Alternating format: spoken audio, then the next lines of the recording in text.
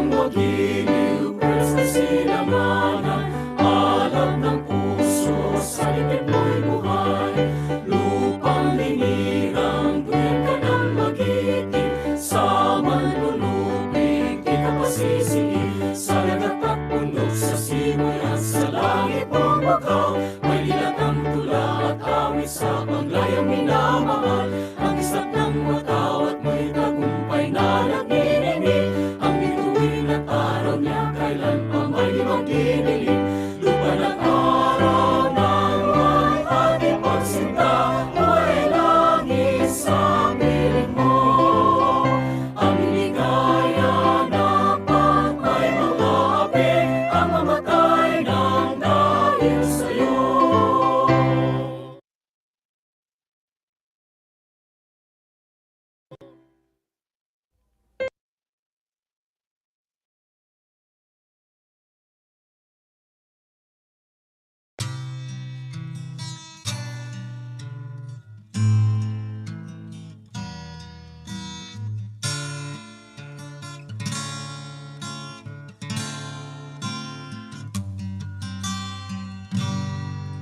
Sikoy ko kamighimu to langit.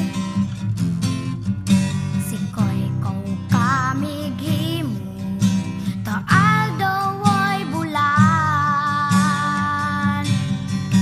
Ikaw ang nagbuhat sa kabituunan. Ikaw ang nagbuhat sa kalibutan. Manama, mawantog ka. Warag po ko ilingkoy ko. O Diyos, kahibulungan ka.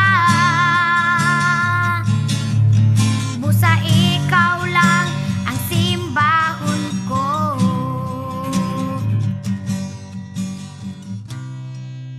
أعوذ بالله من الشيطان الرجيم بسم الله الرحمن الرحيم فقال ربكم ادعوني أستجب لكم آمين يا رب العالمين الحمد لله رب العالمين الرحمن الرحيم مالك يوم الدين إياك نعبد وإياك نستعين اهدنا الصراط المستقيم صراط الذين أنعمت عليهم غير المغضوب عليهم ولا الضالين آمين اللهم اجمع شمل المسلمين وكريستيان والأمة في مدينة دبعو وسلم دائما مجتمعنا هذا بالسلم والأمن والتقدم في بلدنا هذا آمين يا رب العالمين ربنا لا تزغ قلوبنا بعد إذ هديتنا وهب لنا من لدنك رحمة إنك أنت الوهاب ربنا إنك أنت الوهاب ربنا آتنا في الدنيا حسنة وفي الآخرة حسنة وقنا عذاب النار وصلى الله على خير خلقه سيدنا محمد وعلى آله وصحبه وسلم سبحان ربك رب العزة عما يصفون وسلام على المرسلين والحمد لله رب العالمين آمين يا رب العالمين.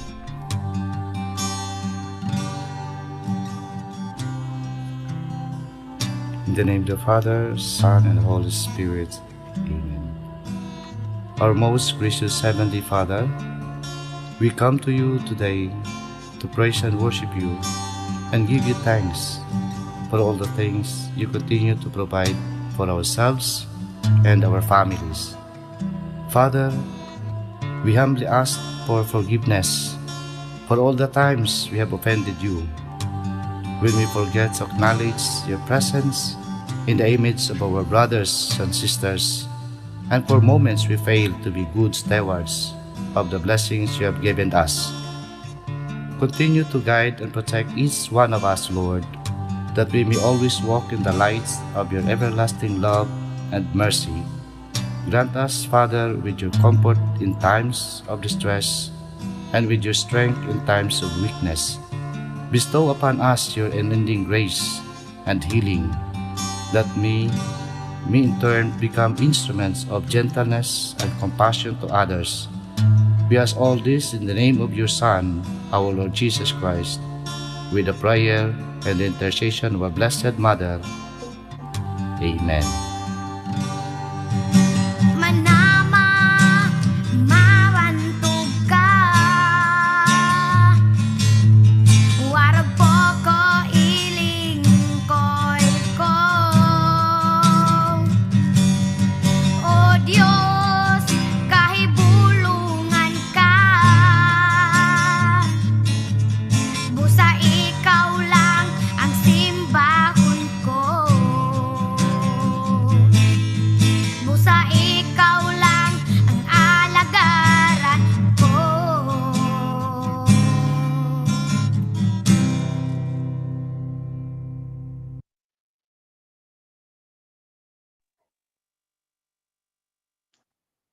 Thank you, Sir Kevin. So, welcome everyone and good morning once again for our first review proper on the online principals test. Our first domain this morning is domain 1, which is leading strategically. We have 3 speakers for this domain. We have Ma'am Rowena Gabiana, Ma'am Edna Kabuhat, and Sir Edison Gapad. So this morning, may we have our first speaker. She is a NAIAP facilitator. Let's welcome Public Schools District Supervisor, Ma'am Rowena J. Gabiana. Good morning, ma'am.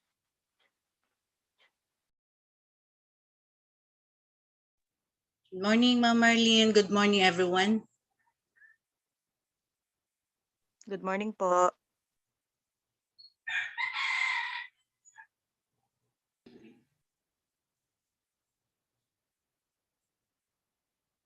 Okay na ba yun sa aking screen? Nakikita na ba yan? Yes, ma'am. Paki-slide show lang po para lumaki. Thank you po. Okay na? Nakikita na yung slideshow? Okay. Yes, ma'am. Okay na po. Okay na, okay. Thank you po. Okay, good morning, everyone. Hello, how are you today? The first topic that I have to discuss with you this morning is all about domain 1, leading strategically. I have tasks to discuss strand 1.1, strand 1.2, and 1.3. Okay, in the first domain, the PPSSH describes expectations of school heads, increasing level of knowledge, practice, and professional engagement. Quality school heads in the Philippines need to set the direction of the school or leading strategically.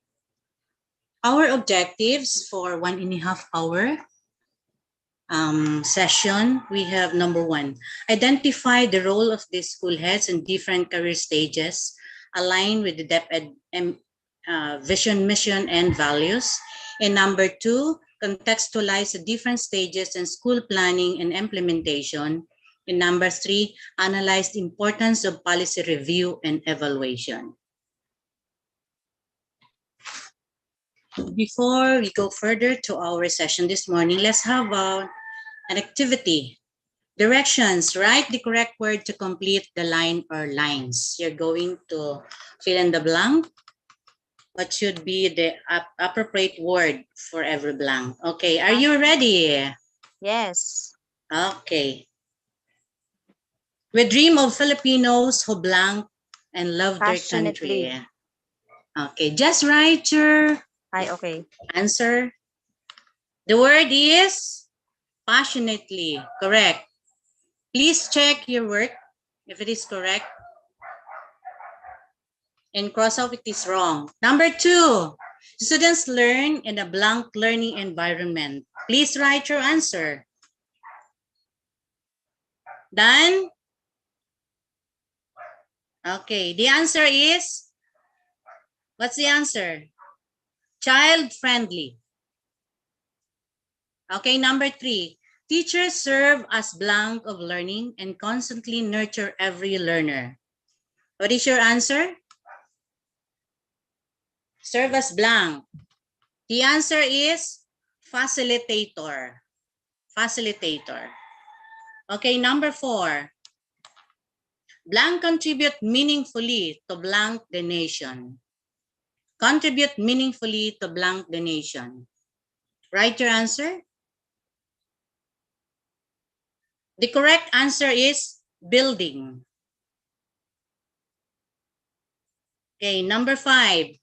To protect and promote the blank of every Filipino to quality, equitable, culture-based, and complete blank education. To protect and promote the blank of every Filipino to quality, equitable, culture-based, and complete blank education. The answer is right and basic. To protect and promote the right of every Filipino to quality, equitable, culture-based, and complete basic education. Okay, next. Teachers blank learning and constantly nurture every learner. What is the answer? What is the role of the teacher? Okay, the answer is facilitate. Okay, number 7. Students learn a child-friendly, gender-sensitive, safe, and blank environment. Answer. What is the answer? Number 7 is motivating. Motivating environment. Okay, number 8. The administrators, staff are blank of the institution. The administrators and staff are blank of the institution.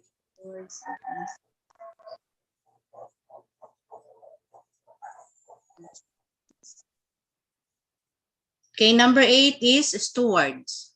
Stewards. Stewards. 9 and 10. Family, community, and other stakeholders are actively engaged and blank for developing lifelong learners.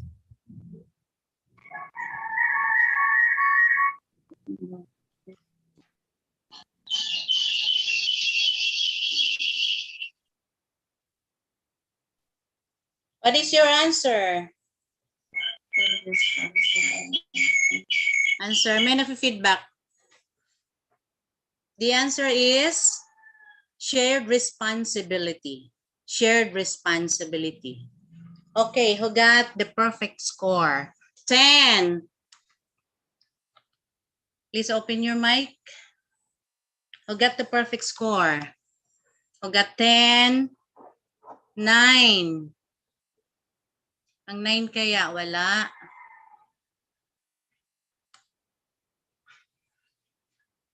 Chat reaction, okay. And next,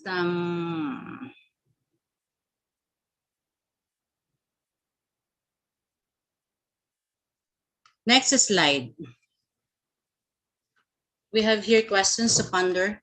How do we fulfill our mission as a Department of Education in delivering quality, equitable, culture-based, and complete basic education?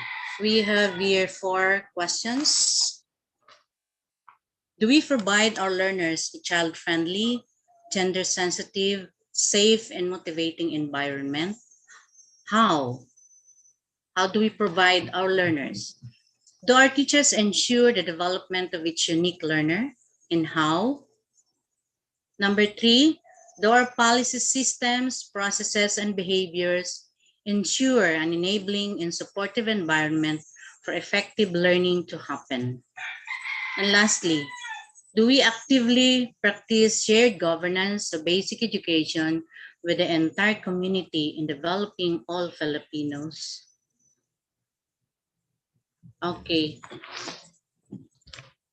Before we start our session for domain 1, let's have an overview first of PPSSH.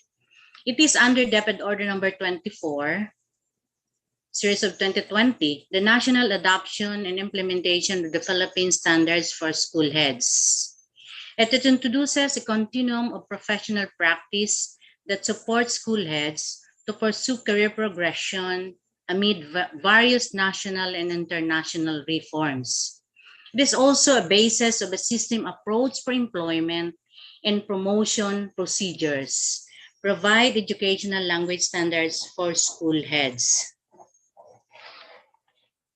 If you have already read the DepEd Order number 24, it is aligned with the HR standards, which is previously under the NCBTS, but this time all the activities that will be given to everyone in the DepEd shall be aligned in DepEd Order number 24, series of 2020. So hindi siya nahihiwalay. It is also included in different activities.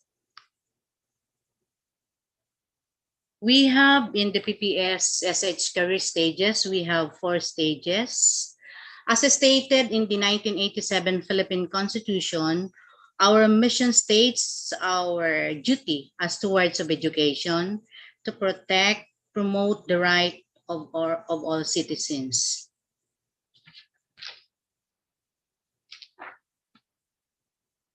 This is a challenge to our school heads. To what extent are we going to change?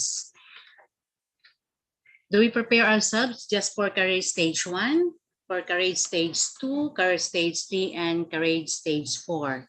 For career stage 1, aspiring school heads have acquired the prerequisite qualifications for the school head position. And here in career stage 1, we have here the TIC, the OIC of the school. They demonstrate basic knowledge and understanding of the authority, responsibility, and accountability expected of school heads as described in the Philippine Professional Standards for School Heads. They've also acquired the minimum qualifications to perform their functions as instructional leaders and administrative managers. They're equipped with exceptional teaching and leadership skill described by career stage 3, 4 in the Philippine Professional Standards for Teachers or other relevant equivalent qualifications and experiences. In career stage 2, dito po yung mga novice, mga TICs and OICs. In career stage 1 also, they only demonstrated basic knowledge. They know what is their aura, the authority responsibility of a school head. How about in career stage 2? In career stage 2, school heads apply the required knowledge and understanding of the authority, responsibility, and accountability expected of them as described in Philippine Professional Standards for School Heads. In career stage 2, dito na yung tinatawag natin proficient school heads, no? Proficient school heads. School heads consistently display and apply the required knowledge and understanding in the aura. It maintains the school effectiveness, and they are professionally independent in performing their functions as instructional leaders and administrative managers. Alam na nila yung kanilang ginagawa araw-araw at gagawin. They maintain also school effectiveness and people effectiveness by leading strategically, managing school operations, the day-to-day activity as a school head inside the school campus. They know how to manage resources, focusing on teaching and learning, developing themselves and others, and building connections. They reflect on their practices for improvement and seek to involve all school personnel in professional learning and career advancement. In here, meron na siyang involvement ng kanyang mga kasamahan, no? In career stage 3, let us see. School heads consistent to display an in-depth knowledge. Medyo malalim na yung pagkakakilala niya o pagkakaroon ng kaalaman when running a school or an institution. The understanding, the authority, responsibility. They exhibit advanced skills in performing their functions.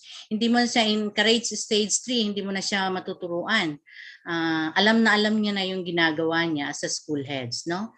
They establish shared governance also with the wider school community in the efficient and effective implementation of school policies, programs, and other initiatives towards attainment of institutional goals. They continuously reflect on and take steps to address the developmental needs and those of other school personnel and learner. In career stage 3, the shared governance is being practiced, no? Is being practiced. Hindi lang siya sarili niya ang kanyang sinusunod. Advanced na yung kanyang skills in performing their functions. Maaring or probably she or he has an option for different decisions to make.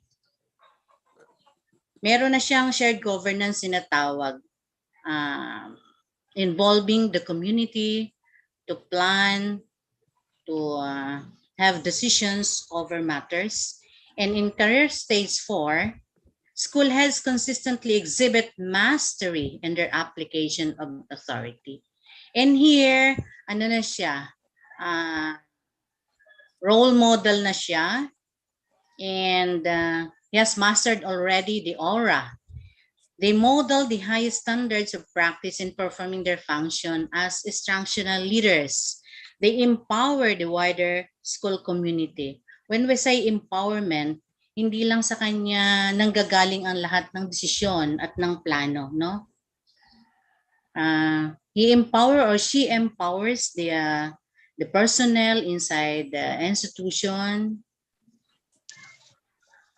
They commit to inspire school personnel and fellow school leaders to continuously pursue excellence and create lifelong impact in the school and community. In career stage 4, the school head year, hindi na siya yung tinatawag nating mga school head na parang threatened sila whenever ang kanilang mga kasamahang teachers ay nag-aaral, no? Kasi siya mismo ang nagmo-motivate to pursue excellence, no? Okay. The difference between NCBSSH and PSSH, no? If you could see in the slide, we have in NCBSSH, we have domain 1 to 7. Na-fuse siya in the PPSH, leading strategically and NCBSH school leadership. It is in domain 1 of PPSSH. The domain 2, instructional leadership and creating student-centered, it is here in domain 3, focusing on teaching and learning. And in domain 4, professional development. Domain 5, so saan siya nakapasok? Sa developing self and others. In domain 5, parent involvement and community partnership, it is also in domain 5 of building connections. So 6, school management and daily operation, dito rin siya sa domain 2. And 7, personal and professional attributes and interpersonal effectiveness, dito siya nakapasok sa personal, developing self and others. Okay? So lahat ng domain under NCBSSH are included in the PPSSH. So walang naiba. Na-fuse lang siya into 5 domains. Okay? Let's start the domain 1, leading strategically. Leading strategically highlights the role of school heads in setting the direction, goals, and objectives of schools, and ensuring that these are understood and embraced by all stakeholders. This domain encompasses the school head's commitment to a strategic course of action consistently with institutional goals toward maximizing organizational performance. In this domain, school heads are expected to identify and comprehend relevant sources of information, such as existing laws, policies, research, feedback, and context, and establish their connections and alignment. School heads should have a complete understanding of school's current and desired states. They should support in executing various collaborative strategies with stakeholders to respond appropriately to the dynamic and rapidly evolving needs of school. When we say leading strategically, it's not only the current situation. Leading strategically, moving forward or visioning. Okay. In domain 1, we have different stages. We have 4 stages, even in other domains. And we have here strands. The current stages description of developmental practice. No? In strands, these are the specific dimensions of practice under a domain in the professional standards. Dito yan sa may gilid. The indicators, concrete, observable, and measurable school head behavior, practice covered in every strand in the PPSSH. If you could observe in the career stage 1 to 4, in every strand, there are different career stages of observable practices. Okay, let's start from strand number 1,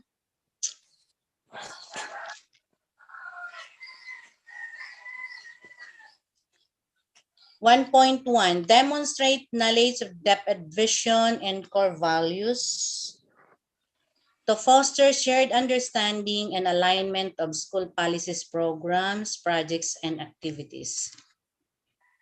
I'll show you first the career stages 1, 2, 3, and 4. And after this, we're going to look into the details inside the SIP or School Improvement Plan. So that you can see, or you could see perhaps in your own practice or practices, if you're already in career stage 1, career stage 2, 3, or 4. In career stage 1, understand 1, mission and vision. The school head here demonstrate knowledge of the DepEd vision and mission and core values, no? Demonstrating knowledge. Please observe the verb here. In career stage 2, we have here communicate the DepEd vision and mission to the school community, no? To ensure shared understanding, alignment of school policies, program. And here, the school head here is already communicating with the community, whatever the DepEd vision and mission, or whatever the policies, programs, and projects of the school.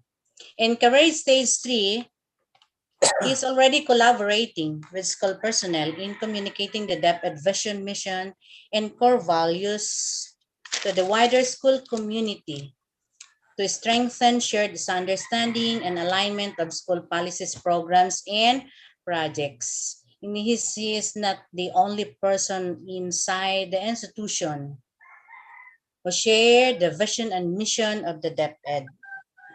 In stage 3, is working with school personnel, the community, no? For strengthening shared understanding and alignment. He is already doing something or initiating to be able to convey to the community the essence of values, mission, and core values of DepEd. Encourage stage 4 serves as role model. When we say role model, you walk the talk, no?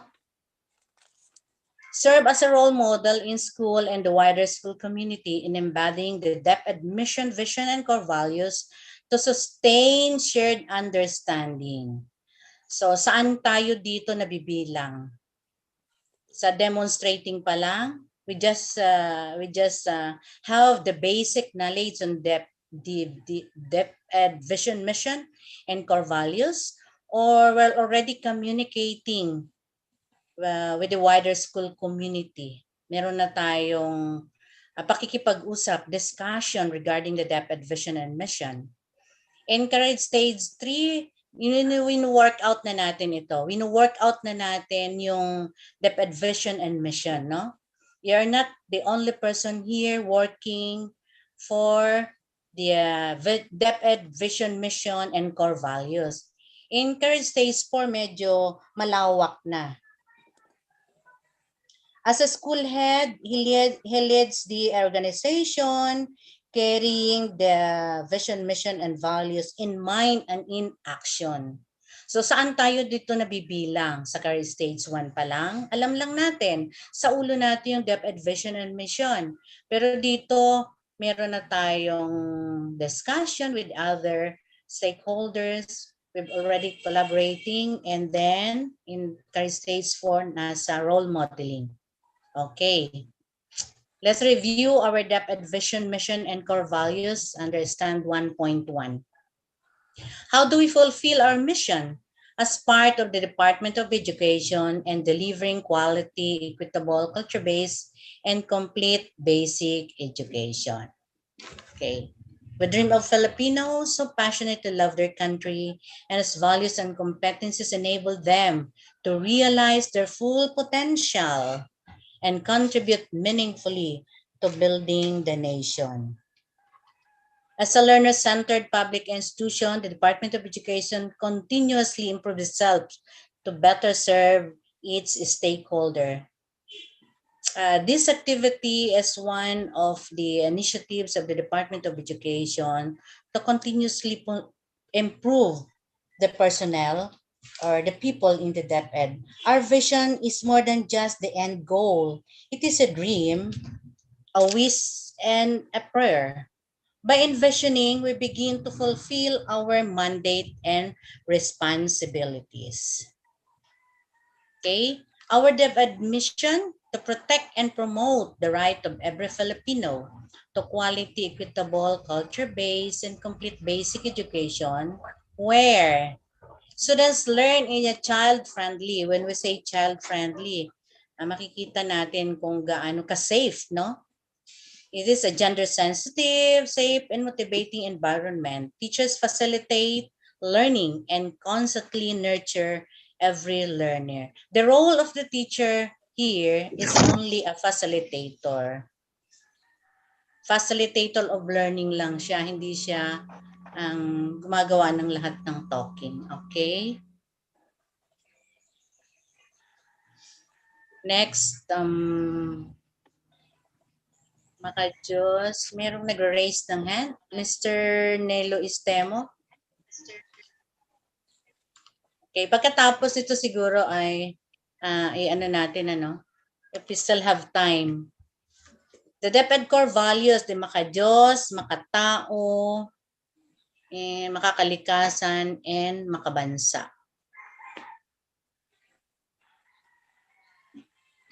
Okay.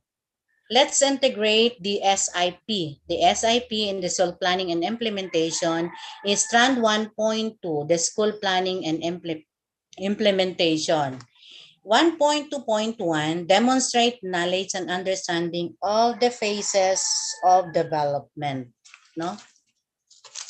And implementation of school plans align with institutional goals and policies. If you are the school head in career stage 1,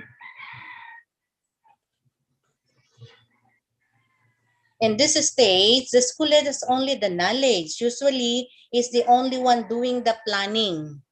Kung kayo ang TIC, kung kayo ang OIC, kayo ay nasa career stage 1, wherein just think the do's and don'ts and even implement the same depending on his own understanding. So dito sa 1.2.1 lang siya nakapasok. Kung ikaw ay nasa career stage 1. Mr. Nilo Istemo, do you have a question? You're raising your hand.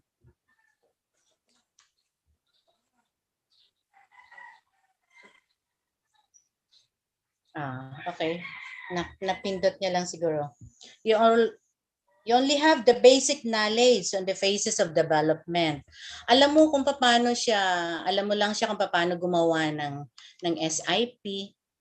Just the basic knowledge and understanding of phases of development. In career stage 2, if you're a school head under career stage 2, you develop and implement with the planning team. We are working here with a team, no? The plans were developed and discussed only with the planning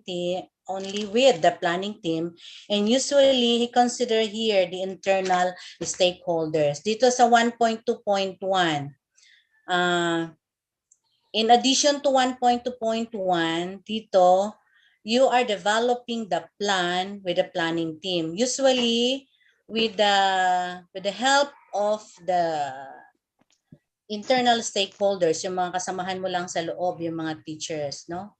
Pero still, napakalimitado pa rin yung task mo dito sa 1.2.1. But still, the planning team is with you to plan out and to decide. Okay, in 1.2.3, engage the school community in the development and implementation of school plans aligned with institutional goals and policies. Sa career stage 3, ang ginagawa mo rito, as part of the stakeholders and external stakeholders, are given the part to discuss, to collaborate with the proposed plans and projects from the very start up to the implementation and monitoring plan. Kasama mo na dito ang lahat, no? You are crafting a plan, you are planning, kasama na ang community, the external stakeholders. So from the very start, from the crafting of the SIP, up to the implementation and monitoring, it is already in the career stage 3, no? How about in career stage 4? You are now sharing with fellow heads the best practices in the development and implementation of school plans aligned with institutional goals and policies.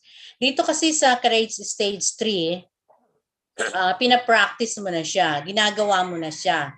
So lahat ng nakapasok doon sa SIP mo, sa school improvement plan mo, ginagawa mo na siya with the help of your stakeholders, internal stakeholders. The part of the planning team, the SPT, School Planning Team, the SGC, kasama mo na rin dito yung PTA and other stakeholders. And if you prove that your plans, your solutions to the problem is effective, and then that's the time that you're going to share with the fellow school heads, yung best practice na yon. So, mastery, minamaster mo na siya. Hindi mo lang siya ginagawa sa school, kundi sinasama mo pa yung ibang school head na gawin din kung ano yung ginagawa mo. So, nakikita nyo dito sa 1.2.1, sa 2, sa card stage 3 and 4, yung pagkakaiba ng stages, no? Dito sa 1.21, de-demonstrate, alam mo lang siya, mababaw ang pagkakaalam mo, no? Perhaps, in this stage, ang school head dito ay, binasa niya yung guidelines, how to implement, how to craft the SIP, and usually, dito, nakikita niya lang yung SIP na crafted SIP as a means of downloading of MOOE, right? Diba? Karamihan minsan, ito lang na natin, oy, apurahin natin yung SIP kasi kailangan ito sa downloading. You might be in career stage 1. So, mababaw lang ang treatment natin sa SIP kung yun ang pagkakaalam natin, no? But in 1.2, yung career stage 2, ano man ang sinulat, whatever written inside the SIP during career stage 1, dito, dinedevelop mo na with the planning team. Meron ng discussion, meron ng collaboration, no? Alam na ng mga kasama mong teacher sa loob na, ito pala yung plano ng school. Ito pala pag nagbabaha. Ito pala pag mataas ang rate ng dropout. Kapag mataas ang failure rate. Kapag mataas or mababa ang NOT. So, meron ng discussion dito. Nagde-develop na kayo, nag-i-implement na kayo ng mga designed programs and projects, no? Aligned with the institutional goals and policies, of course. So, meron ng development dito. Nasa career stage 2 na kayo, no? In career stage 3, malawak-lawak na. Hindi lang sa career stage 2, maaring na-implement nyo, pero kulang pa rin ang monitoring and evaluation. So in career stage 3, makikita natin, hindi lang insider ang pwedeng tumingin kung ano yung ginagawa natin sa school. Even the outside stakeholders. We involve them in the monitoring and evaluation, no? So mas wider ang scope dito sa career stage 4. Okay, let's apply this the 4 stages in the school implementation plan or the SIP. The school improvement plan rather, or the SIP. Okay, in crafting the school improvement plan, this is the plan for improvement of the school. This is being crafted for 3 years, prepared for 3 years. But in every year, you're going to make an AIP or annual implementation plan. What are the projects to be considered in year 1? No? What are the activities to be considered in year 1, year 2, and year 3? And every year in the SIP, we have the so-called the cycle.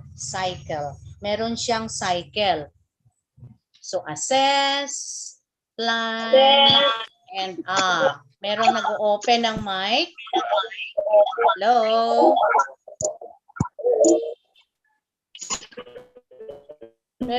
Merong nag-open ng mic. Okay. Sa year 2, ganun naman uli. If there are activities na hindi siya natapos or to be carried on to the next year, pwede siyang dalhin siya sa next year, no? You're going to evaluate the year 1 of your SIP. And then, i-carry over mo siya sa year 2. And then, plan out for another activities, for another design or plans in order to meet your goal for the second year, no? Sa SIP 3-year plan siya subdivided into 3 year. So year 1, year 2, and year 3. So meron siyang assessment every year. Or ang pinakang ano niya ay twice a year meron kayong assessment sa first semester and second semester. So in second year,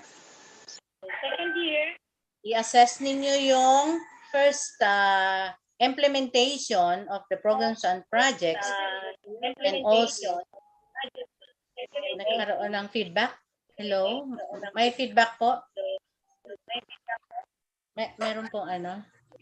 Okay, so year 2 until finally year 3. In year 3, pa nakapinding ka. Dagi chewing ka rin.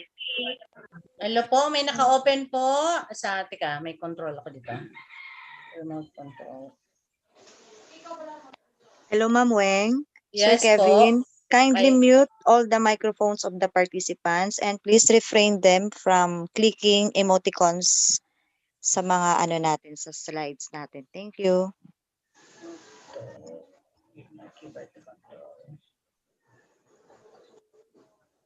Ang mic ay ng control nandiyan kay sir eh. Teka. May remote control din dito. Chatter action. Diyan kay Sir Kevin. Ang ano. Noted, ma'am. Noted po. Sabihan ko po, Sir Kevin. Thank you po. Okay, thank you. Okay, let's proceed. No? Let's proceed. Sana ba tayo? Naputol tayo sa kanyang ano. So dito tayo sa, as I have said a while ago, in crafting the school improvement plan, you're going to plan your projects and activities in a time span of 3 years. But then every year, you're going to plan out for an AIP or annual implementation plan. In here, kailangan mong alamin kung ano lang talagang ang kaya mong i-implement, no? Pero kung nakikita mo na kailangan siyang i-continue, pwede mo siyang i-carry over doon sa second year up to the last year. So tingnan nyo, but in every year of the activity or the plan, may assessment. Always an assessment. Okay? Sige, let's proceed. In crafting or formulation of school improvement plan, we have the preparatory phase. Ano ba yung gagawin natin dito sa preparatory phase? We gather and organize necessary data.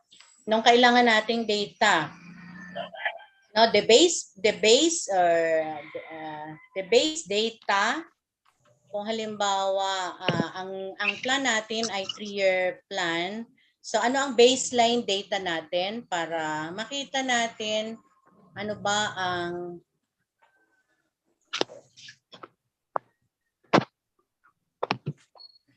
Okay. Dito na tayo sa gathering and organizing necessary data, ano?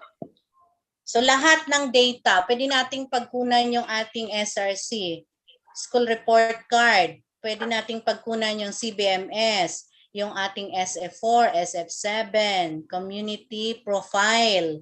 So lahat ng mga iyon ay makikita natin at ma-analyze natin later on what we're going to do. Look at the data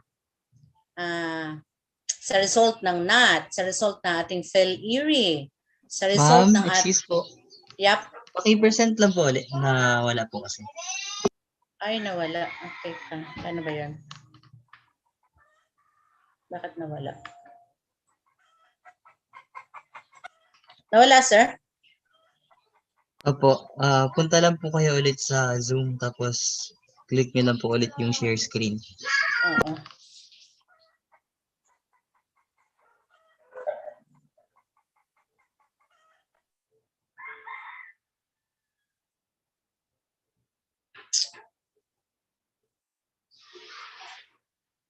Ano, sir? Ayan na, sir. Okay na po. From current slide, nakaano na siya? Ano lang po, slideshow lang po ulit. Opo, current slide. Okay. Current slide. Okay. Okay.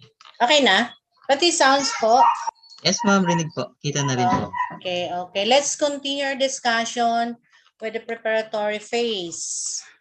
We are now gathering and organizing necessary data. So kilalaning, meron tayong environmental scanning. Ano ba yung nangyayari sa school ngayon? Okay ba siya? Kailangan ba nating i-continue yun as is? Sa paaralan at sa komunidad, anong klaseng komunidad tayo meron? Rural ba? Urban? Sino-sino yung mga tao dito dapat na i-consider? Ano yung mga dapat nating gawin? Sino yung mga dapat nating isama when we have our SPT? Okay. Invite at least 7 stakeholders to become members of the school community planning team. Meron tayong SPT. No? Kung dito sa PTA, yun yung SGC School Governing Council. SPT members, school head as team leader, the student representative, teacher representative, parent representative, barangay or LGU representative, member of Barangay Disaster Risk Reduction and Management Community or BDRRMC, member of School Child Protection Committee. Bakit ito? Bakit iba-iba ang members ng ating planning team? So definitely, yung ating head o yung magli-lead ng team, yung school head. So kayo yun, no? Kayo yun. So ang ating mga estudyante, ano ba yung data na makukuha natin sa estudyante? Since we are a learner-centered environment, ano yung maiko-contribute ng estudyante? Teacher as facilitator of learning, ano yung maiko-contribute ng teacher? So parent as part of the stakeholder, meron ba silang magagawa? As representative of the parent, yung barangay LGU, isang malaking bagay yung fiscal, no? Yung resources. Sa member ng barangay disaster, so kung ang school ninyo ay medyo mabaha, kung ang school ninyo ay malapit sa kung anong pwede, yung possible na scenario na magki-create ng problema sa school. So the BDRRMC can be of help. Member of School Child Protection Committee, nandiyan na yung bullying, nandiyan na yung lahat ng mga child protection policy ng school and even outside the premises of the school, makakatulong ito. Ano ba yung ating gagawin? So, at least meron tayong ganitong members ng SPT. When we are under the preparatory phase, so ipa-plan out din natin, no? We have to organize the dates. Kailan ba yung phase 1 natin? Wag lang, hindi siya ginagawa kung kailan convenient sa school head. So dapat meron siyang timeline, may timeline. And here in phase 1, sa kanya ay 2 months sa phase 1. So example niya dito, sa phase 1 kasi kasama na yan dyan sa after ng preparatory, ang phase 1 assessing na. So medyo malawak ang gagampanan ng mga miyembro, no? Meron na yan diyang mga survey, may FGD, meron na rin dyan discussion ng root cause, meron na rin dyan survey, or meron na rin dyan one-on-one. Sa phase 2, planning, 1 month na lang. Medyo malaki ang kinakain ng oras dito sa phase 1. Kasi lahat dito, ina-analyze kung ano yung gagawin. So writing na ito sa phase 2, writing the SIP. And in the phase 3, the time frame will depend on the project to be implemented. So kasama na dito ang start piloting or testing. Parang nakakalimutan natin sa when we craft our SIP, yung pilot testing, no? Pilot testing. So bago pa magsimula ang lahat, kailangan meron tayong timetable. Kailan ba mangyayari ito? So this year, I think this is the last year for your 3-year plan. So meron na tayong timetable kung kailan natin gagawin ito. So today is April ngayon, April 4, April 3, April 3. Kung 2 months siya, April, May, June, mga June ang assessing nyo. July, August, ito na yung inyong July, August, ito na yung inyong phase 2. And October, dito na kayo sa planning and acting, sa act na siya, phase 3 na kayo sa phase 3. So bago pa mag-end ang December or last quarter, at least you have the copy of your SIP for the next 3 years. So hindi po siya ginagawa ng isang upuan lang, no? Ginagawa ng isang upuan lang. Ma'am Tabuhara, may discussion pa po tayo. Magsasuggest po siguro kasi this is only a review. Okay, next. So, meron na tayong timetable. Ano bang kasunod? I-review lang natin kung paano siya ginagawa. 7 steps to identify priority improvement areas. So, marami kayong mga problema sa school. Marami kayong dapat na i-consider when you are planning, no? So, you're going to identify those areas and prioritize them, no? Ano ba ang mga dapat mong i-prioritize? Dami-dami, 2020. So, kunin mo lang muna doon yung first 10 priority areas mo. And then, pauntiin mo ng pauntiin yung kaya lang, yung kaya. Then, you're going to set general objectives to address PIA. Halimbawa, ang iyong first priority, according doon sa kung urgency, sa template na gagawin mamaya, you are going to set general objectives to address PIA. Halimbawa, yung isa sa mga PIAs mo, yung dropout. Nakita mo doon sa data gathering mo, na-analyze mo, na kailangan bigyang pansin ang dropout, no? Tumataas ang rate ng dropout. For 3 years on the baseline, tumataas. So, inano mo na mag-set siya ng isa sa mga PIAs mo. So, you're going to set general objective to address that dropout, no? Increasing the dropout rate. Then, organize the project team. Sa dropout rate mo yan, meron kang project team. You are going to think, discuss over the teams or within or among the team members, what kind of project are you going to pursue in that particular year? Sa year 1 pa lang tayo. Listen to the voice of learners and other stakeholders. So, yan, may discussion, may brainstorming, analyze the school processes. Ano ba yung nangyayari ngayon sa school? No? Paano ba natin ma-address yung dropout? Select area of focus. Maraming factors affecting the increasing of children under the dropout, no? So maraming dropout. So do root cause analysis. Ano ba ang mga dahilan? Bakit kaya maraming dropout? Present root cause sa school community planning team or SPT. Sa SPT nyo siya isang team kayo, pag napag-usapan nyo yan kung anong gagawin nyo, pag na-prioritize nyo na yung inyong PIA, gagawin nyo, ipipresent nyo ito sa planning team.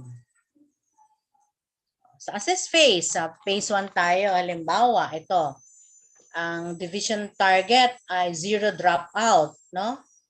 Data needed.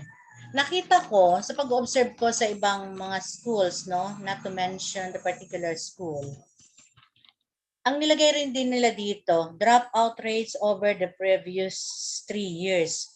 Ito at ito rin talaga yung content. What we need in here is, isulat mo dyan, 20, 11, 2012, ilan ang dropout rate mo? 2013, 24, 23 consecutive years. Ano yung baseline data mo? So, bali 4 years yun. Kung baseline data plus the 3 years plan. And then, reasons for dropping out. Hindi rin nakasulat doon yung nakalagay lang na in toto, reasons for dropping out. No.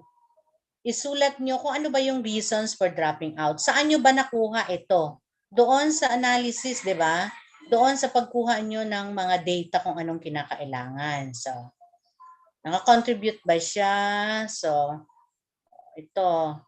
Kaya kasi nga, fluctuating or mataas, no? Dropout rate over the last 2 years have been greater than 2%. So, malaki pa rin kasi nga ang division target ay 0. So, may 2% pa rin. So, what are the inhibiting factors? High dropout rates due to the following: financial, health problems, child labor. Projects implemented, new strategy on attendance, monitoring, teacher counseling of students. So, ito yung mga in-implement nyo. So, ang inyong mga binigyan ng attention, yung mga disadvantaged students. Halimbawa, nasa year 1 kayo, Gumawa na kayo ng solution doon sa pag-zero out ng inyong dropout rate. But then, hindi siya naging effective. Pwede siyang i-carry over, pero different na yung solution nyo. Sa implementation, kung itong klase ng attendance monitoring, saan ba kayo nag-failure dito? Saan ba ang failure? Baka sa attendance monitoring, once in a blue moon lang ang monitoring. Diba? So, babalikan nyo uli yan kung saan ang failure ninyo. No? Kaya ang implementation nyo at yung result nung iniisip nyo na 0 dropout, ay meron pa rin kayong dropout. Baka meron pa yung kinakailangang solusyonan. Yan. Ito naman sa reading. So, isusulat din dito kung ano ba ang data. Mas marami ang non-reader. Sa 1, 2, 3. Halimbawa, ang inyong data sinasabi na 3 to 6 ay napakaraming non-readers, no? 3 to 6 maraming non-readers. Sa testing and piloting, sa testing pa lang, wag nyo agad sa first year pa lang, wag nyo agad isama ang lahat-lahat.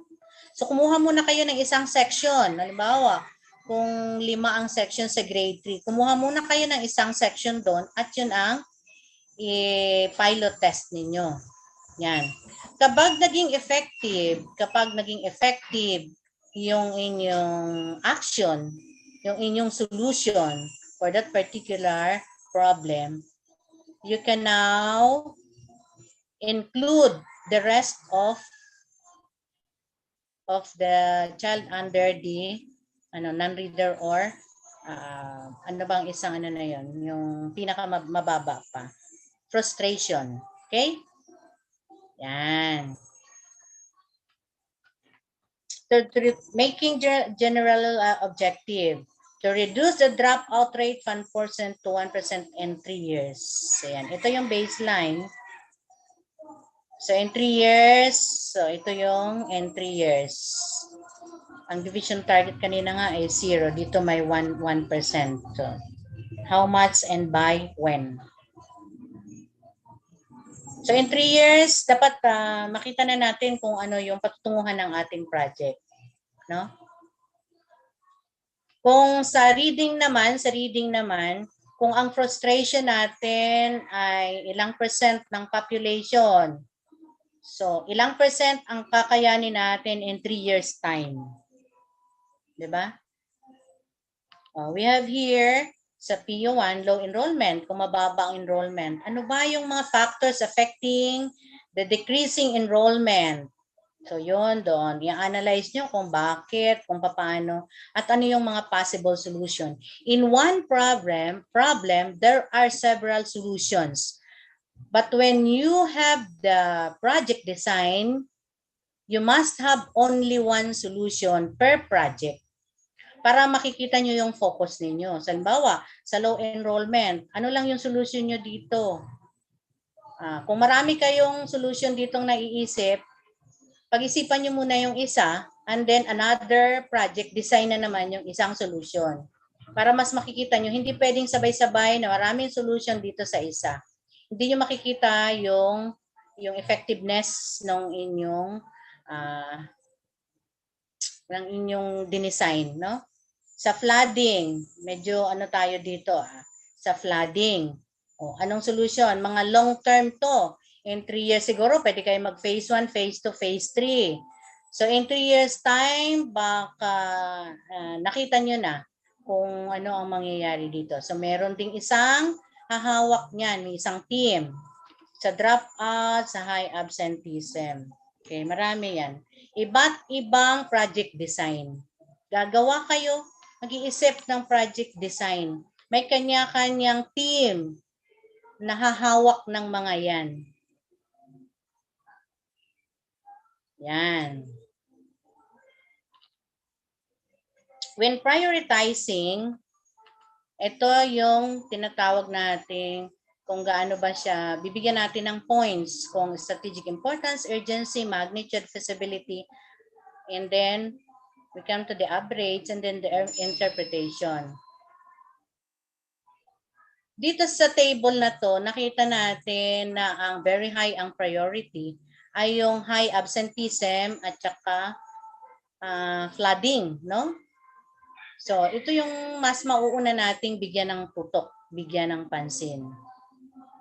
And then, sunod yung high dropout, and then low intake of 5 years old children and lack of professional development. So, ito yung mga ano nito. Ito yung 1, 2, 3, 4, 5. 5 lang yung pinili niya dito sa sample na first priority niya na kaya niyang ma-address, no? In 3 years time. Okay? So, merong mga factors and everything. Halimbawa, merong nagkaroon ng home visitation si teacher. Dapat i-identify niya kung ilan. Kasama ito sa data gathering sa assessment. Ilan ba yung apektado ng child labor? Iba yung apektado ng site demolition. Ilan ang apektado ng house relocation. Ilan ang apektado ng broken family. Apektado ng early pregnancy. Para dito, makikita ng school at ng school head and the planning team kung alin, sino-sinong mga bata ang dapat na unang mabigyan ng pansin. Okay? Okay. So, anong gagawin pag doon na tayo sa ano na yan? Review the general objectives and targets. So, na-review na natin ulit. Bago pa tayo mag-planning, brainstorm on possible solutions and create a project design. Make sure its project is manageable and feasible. So, manageable. Baka mabigyan natin ng ano dyan na ang laki-laking project, hindi natin kayang solusyonan. Yung flooding, ang gusto nyo talaga ay matambakan ng pagkataas-taas. So, ilang truckloads of rubble and sand. No? Sa dropout naman, ang lalayo at kung ano-ano pa ang mga dahilan. So, alin dapat ang uunahin doon? Pick the best solution and create a project design. Best solution. Isa lang ang identified solution mo sa isang project design. Remember, no? Make sure its project is manageable and feasible. May kaukulan ba siyang budget? Kaya ba siyang i-handle ng school? Baka nakalagay doon ay ano yon, poor ang ano, yung kasama siya sa ano ng mababa yung kinikita ng mga magulang. Kaya mo bang solusyonan yon? So hindi natin kayang i-manage yun, di ba? So naghiwalay ang mga parents, marami sa kanila ang member ng broken family. Kaya nyo ba yon? So hindi. Hanap kayo ng feasible, yung kaya nyong i-manage, no? Okay. Ito na yon sa planning. Root cause. So merong mga planning worksheets tayo na ina-accomplish. May project work plan and budget, SIP with signature, and AIP template. So lahat yan. So example, sa plan phase ay dropout rate. Ito yung mga factors affecting the increasing rate in dropout. Unemployment, child labor, yan. No, ito pa yung iba. Health, in classes. So, alin dyan ang bibigyan nyo ng focus? No? Ano yung mga reasons bakit mataas ang dropout ng school? Ano yung mga reasons? So, mga reasons na yan, piliin nyo yung kayang i-manage at feasible. Yung kayang nakikita nyong kayang solusyonan ng school. Kung hindi kayang solusyonan ng school, kahit na ano pang project ang gawin nyo dyan, hindi nyo ma-accomplish yan. So, manageable and feasible. Okay? So, ito, itatabulate nyo. Ito yung isang PIA. Ito naman yung another one and the other one. Address the root cause. Pero dito sa pangalawa ay check siya, no? Ito yung isang area within the control ng school, check siya. Kayang i-sustain at mura-mura naman, kaya ring i-finance ng school within the support of the process owner. So itong PIA na ito, ang binigyan niya ng unang attention. Okay. So meron na kayong solution. So decrease dropout rate. No? Ito maaaring solutions ninyo. Ayan, nag-one-on-one sila, kinakausap niya yung bata. So, house visit. Ito naman, survey. Ito naman through recognition. So, yung mga 100% ng attendance, binibigyan ng recognition or award. Advocacy. Ito ay mga survey pa rin. So, among these solutions, you are going to choose only one na pwede mo siyang gawin sa iyong project design. Kasi iti-test mo pa siya. Hindi pwedeng lahat yan ay gawin mo. Isa-isa lang. Pwede mong gawa ng isang project design ito, ng ito. So, different project designs can be crafted in one problem. Dropout rate lang yan, pero iba-iba. So, yan. Kaya ng budget. Yan. Hindi lang ikaw. Kaya nga sabi natin ay collaborative dapat ang gagawin, no? Collaborative. School Improvement Plan, act phase. So, in the act phase, nakita niya, na-solusyonan nyo na, meron na kayong identified solution, itetest nyo. Kung yung bang napili niyong solution ay feasible ba siya, kaya ba siya, or ang effectiveness noon. So, pag nakita nyo na effective siya in one particular group, pwede siyang gamitin sa buong school. So, kung malaki-laki ang school, malaki-laki ang area na i-cover ng inyong project plan, unahin muna yung maliliit na group, no? And then the implementation, monitoring, stakeholder participation. In the implementation phase, kailangan din sundan. Malaki ang role ng school head dito. Hindi lang siya pagkatapos ng SIP, ng AIP ay tapos na kasi meron naman tayong download sa MOE. Laging naririnig natin ang MOE. Pero part lang siya ng buong plano. Part siya. No? Pwede kang gumawa ng walang MOE. nang wala pang MOE, pwede kang mag-isip, no? Pwede kang mag-isip. Nandiyan tayo yung different stakeholders natin. Kaya nga sa SPT, iba-iba yung members ng ating SPT para makapag-isip. Hindi lang puro school head ang mag-iisip. Let them think, no? Let them discuss the possibilities, no? And then the monitoring. Ito po yung laging nawawala natin, yung monitoring. So meron tayong timetable, may schedule din tayo sa school head. Kailan natin i-monitor ito si dropout? Sino yung may hawak ng project na ito? Kailan natin i-monitor kung ano na yung takbo ng kanilang project? Hindi lang siya, basta ikaw ang trabaho mo ay ganito, ito. No. As a school head, magkakaroon na tayo ng collaboration. Saang ano na siya? Saang career stage? Pag nakikita na natin ito, anong career stage na siya? No?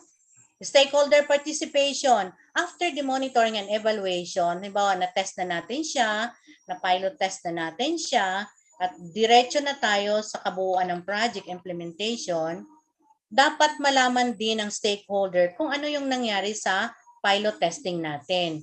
Naging effective ba siya? Kung hindi siya effective, balik uli kayo doon sa pag-analyze, sa pag-assess ng data. Baka nagkamali kayo o along the way, meron kayong nalampasan na hindi nyo na-consider. So balikan nyo uli yon, magplano uli ng possible solution, and then go back to the same process. No? Kailangan malaman ng stakeholder kung ano ang nangyayari doon sa nauna at kung ito ba ay tutuloy or balik sa assessment and analysis. Okay? Phase na yan. Test the solution in small population to reduce the risk of failure and to give room for necessary adjustments. Yan ang kinakailangan natin. So, kailangan documented ang monitoring and evaluation. May tool tayo dyan, communicated to the stakeholders. Kailangan natin i-report kung ano ang nangyari sa project. Yan. And then, doon sa four career stages, kung alam lang natin kung ano kung paano gumawa sa career stage 1, di ba? Proficient na tayo, talagang pasikot-sikot, alam na natin kung paano gumawa at paano natin i-implement. Pero internal lang, career stage 2 yon. Career stage 3, meron na tayong collaboration with the external stakeholder. At sa career stage 4 naman, yung SIP natin, kahit na tayo medyo relax na dito yung school head kasi gumagalaw na ang lahat ng miyembro at yun din ang time na kaya na niyang tulungan ang ibang mga schools kung paano sinasagawa. Yun. So pinasok natin doon sa implementation. And now we come to policy implementation and review. It is under strand 1.3. Policy implementation and review. This is the framework of policy implementation. Number 1, problem identification. Ano yung problema? So, dropout. So, na-analyze mo ba kung paano siya ginagawa at kung paano mangyayari? And then, the strategy, the solutions. No? The policy enactment, paano ba siya isinasagawa yung sa project design ninyo? And then, policy implementation. And then, balik uli kung kinakailangan pa siyang i-analyze. Evaluation. Okay, we have here career stages from 1 to 3, 4. As a school head, if you are under career stage 1, no? You only demonstrate knowledge and understanding of policy implementation and review to the school operation consistent with national, local laws and regulation. Halimbawa, example natin dito yung policy nung sa child protection policy, child protection law. Alam mo na may child protection law, alam mo na may policy ang sa ganito. Pero ganun lang siya kababaw mo alam, no? Hanggang number ka lang, hanggang kung anong DepEd order or Republic Act or laws. So dito ka rin sa career stage 1. Dito sa career stage 2 ka na, proficient ka na, the implementation, pinapatupad mo na siya. So, meron ka ng policy sa loob ng school mo. Pagka may bullying, meron na tayong ini-implement under that policy, no? Kasi kasama yun sa operation ng school. At naka-align siya, siyempre, doon sa DepEd order and other regulations and issuances. And if you are under career stage 3, na-improve mo na yung implementation, nare-review mo na. Ay, hindi pala natin ganito sa bullying natin. Kailangan pala natin ang mga parents ay isama or sa ganitong discussion. Nare-review nyo na dito. So may mga adjustments na doon. Meron na kayong mga suggested rin na pwedeng pag-usapan, no? Kasama nyo na yung ibang parents dito, maaring kasama nyo na yung barangay. Ano bang ordinances ng barangay? Ano bang ordinances ng munisipyo na integrated dito sa ating policy? So consistent tayo, no?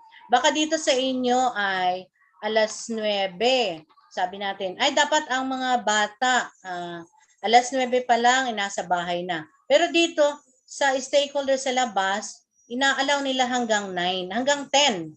So inconsistent na kung 9 dito ay 10, pwede pa pala kami ay 1 hour pa.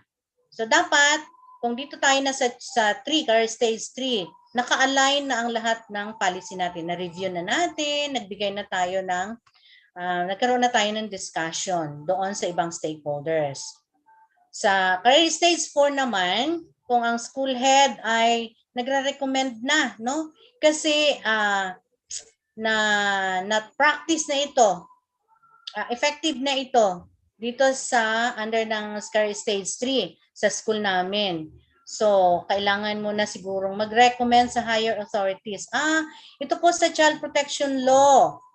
Pwede ba tayong mag-adjust sa ganito? Based from the data gathered from several researches made by the school. Ito po yung recommendation.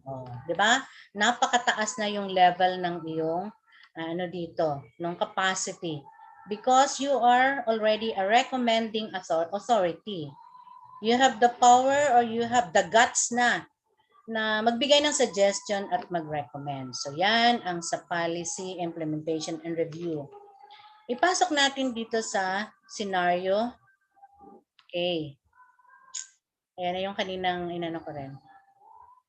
What to do? The implementing organizations may educate the people or organization affected by the new policy.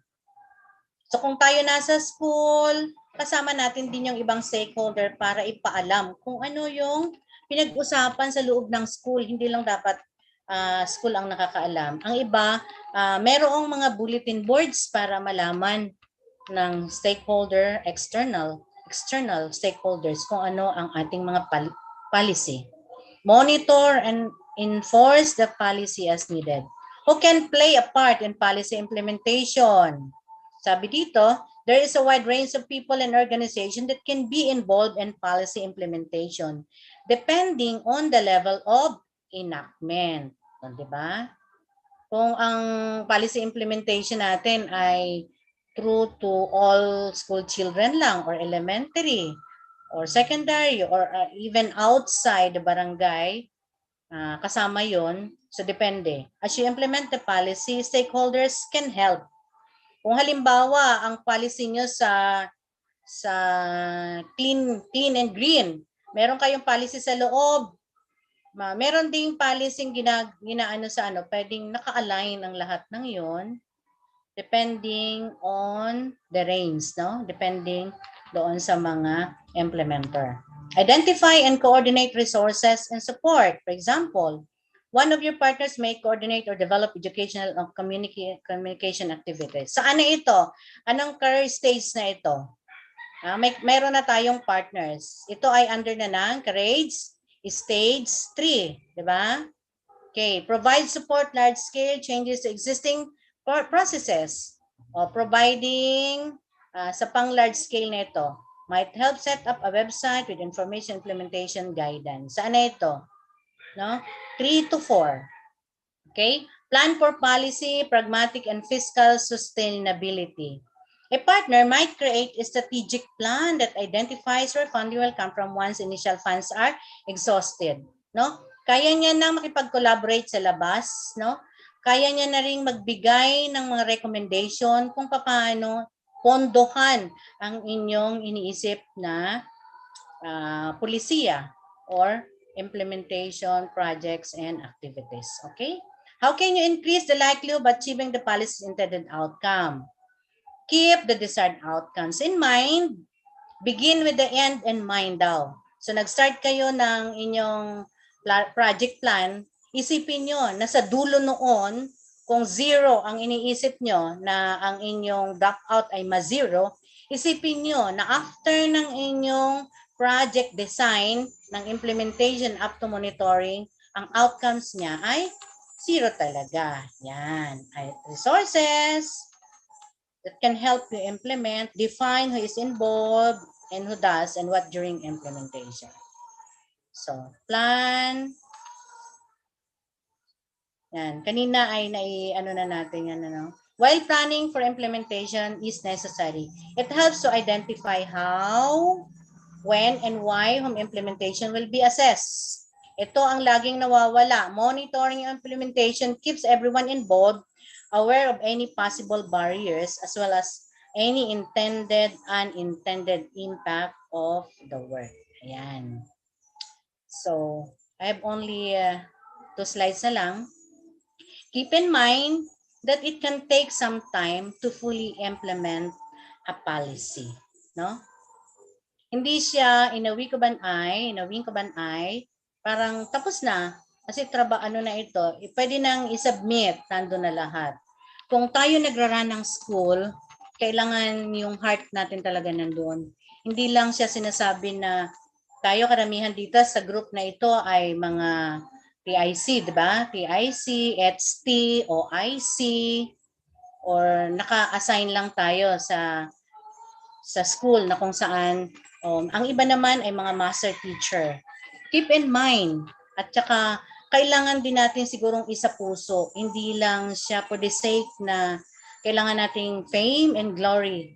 When we run our school o a particular school, nandun dapat yung puso. Yung puso. Kasi kung nandoon yung puso mo, yung passion ay nandoon, ang lahat ng iniisip mong plano, from the very beginning up to the end of your plan, ay madali siyang maisagawa. Pero for the sake of compliance only, wag mo na sigurong isipin. Kaya dito sa mga baguhan at sa mga magiging principal, no, if ever nabigyan kayo ng pagkakataon, laging isaisip, kasama lagi ang puso, no? Lagi nating isipin na ang trabaho natin ay hindi siya isang trabaho na papel. Ang ating hawak ay mga bata, ang ating hawak ay mga tao. May sariling ability, may sariling kapasidad para mag-isip at para gumawa. So kailangan nating i-empower. Magbigay tayo ng trust, ang trust natin. Huwag nating isipin na tayo lang ang magaling kasi tayo ang school head. So dito, kailangan nating i-involve ang lahat. So in 4 career stages of the 3 strands under leading strategically, pag-isipan natin after nito kung saan ang ating tinatahak. Mananatili ba tayo sa career stage 1, sa career stage 2, sa career stage 3, or iniisip natin na hanggang makarating tayo sa career stage 4. That's the essence also of SBM practice, no? So lahat ng yun naka-align dito sa ating bagong PPSSH.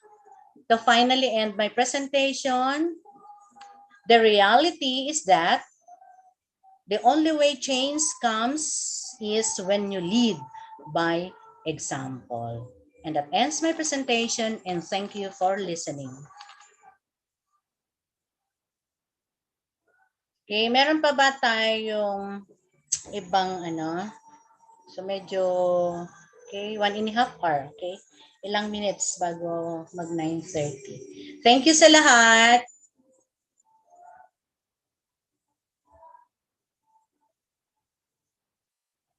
Ma'am Marlene, pwede ko nang ibalik sa'yo. Meron pa ba tayong mga tanong or ano ba? Or chat.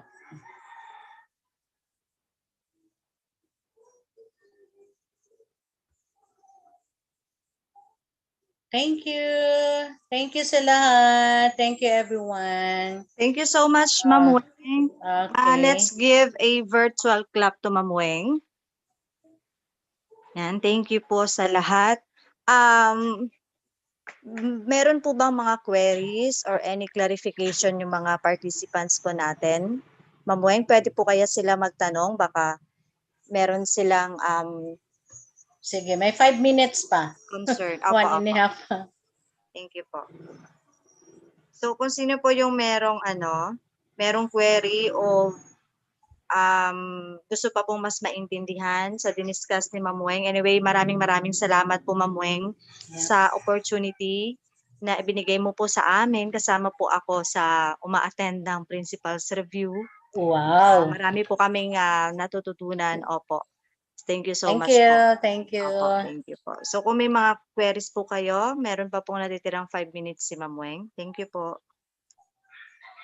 Makikita yung SIP na yan, merong 6 videos yan. May 6 videos para mas maintindihan yung mabuti kung paano siya isasagawa. Kaya ko ipinasok itong SIP kasi ito yung pinakang unang gagawin natin when we run our school. So mas maganda na in detail makakuha ninyo kung paano siya isasagawa. Kasi after this year, mag-start naman tayong crafting for another 3 years. So it's high time for us na maintindihan natin kung paano siya isinasagawa. As I have observed for how many years na as PSDS, nakikita natin na parang more on compliance lang ang nangyayari. Pero dito sa enhanced SIP na ito, makikita natin kung paano talaga hinihimay-himay yung bawat data ng SIP na yon. So i-review natin. Nawawala din yung planning natin sa monitoring, no? So as a school head, dapat nakapasok yun doon sa ating supervisory plan, instructional supervisory plan. Kung halimbawa, sa buwan na ito, ano bang project ang ipinasok mo, ano bang team, anong project design o anong group ang isinama mo sa iyong plan for week 1, week 2, week 3. So, pag gumawa ka ng plano as a school head, nakapasok yan, no? Hindi lang siya, tingnan ninyo yung inyong craft. How many % ba ang ipinapasok sa bilang admin, bilang instructional leader? More on instructional leader tayo. Part lang ng sa admin function natin, no? So nawawala kaya kung bakit doon lahat yun i-assess doon sa preparation ng mga data, i-assess nyo kung paano nyo gagamitin pati. Wag kapag nag-assess tayo in addition kapag nag-assess tayo, nag-analyze tayo ng data, wag natin lagi itchapwera yung school head tayo sa sarili natin. Baka may pagkukulang tayo, hindi natin aminin.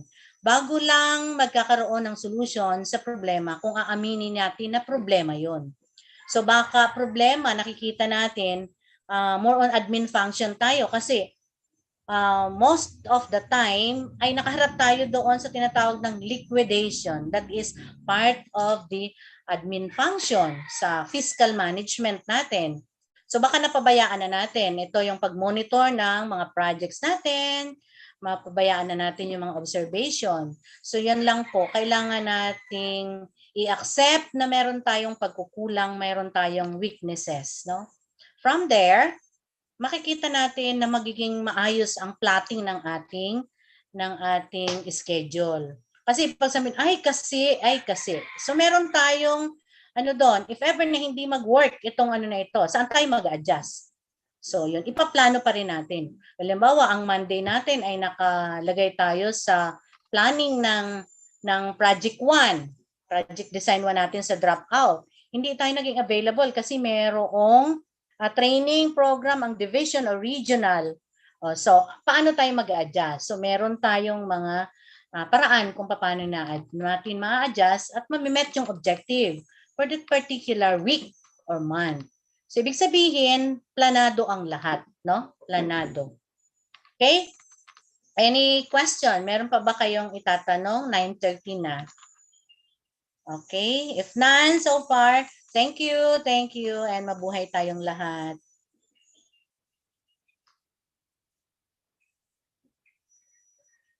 Ma'am Marlene, balik ko sa'yo. Ma'am Ed, yes po, Ma'am Weng, thank you so much po. Maraming pong salamat sa time na ibinigay po ninyo. And now, let's call on our next speaker. Sir Edison, sino po sa inyo mauuna ni Ma'am Ed? Hello ma'am, good morning po. Actually, hindi po kami nag-usap ma'am, pero Sige po. alam ko siya po muna.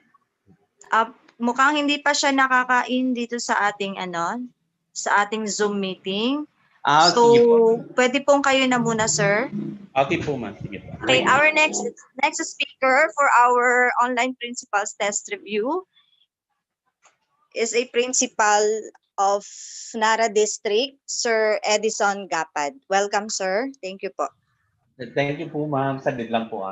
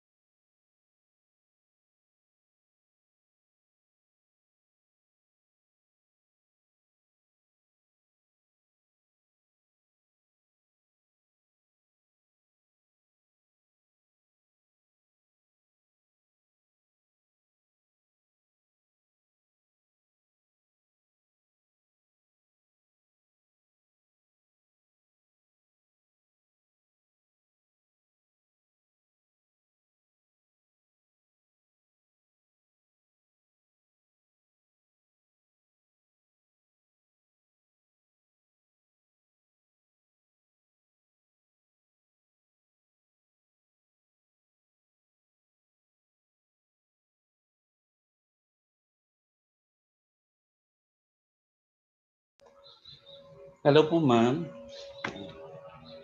Hello ma'am Marlene.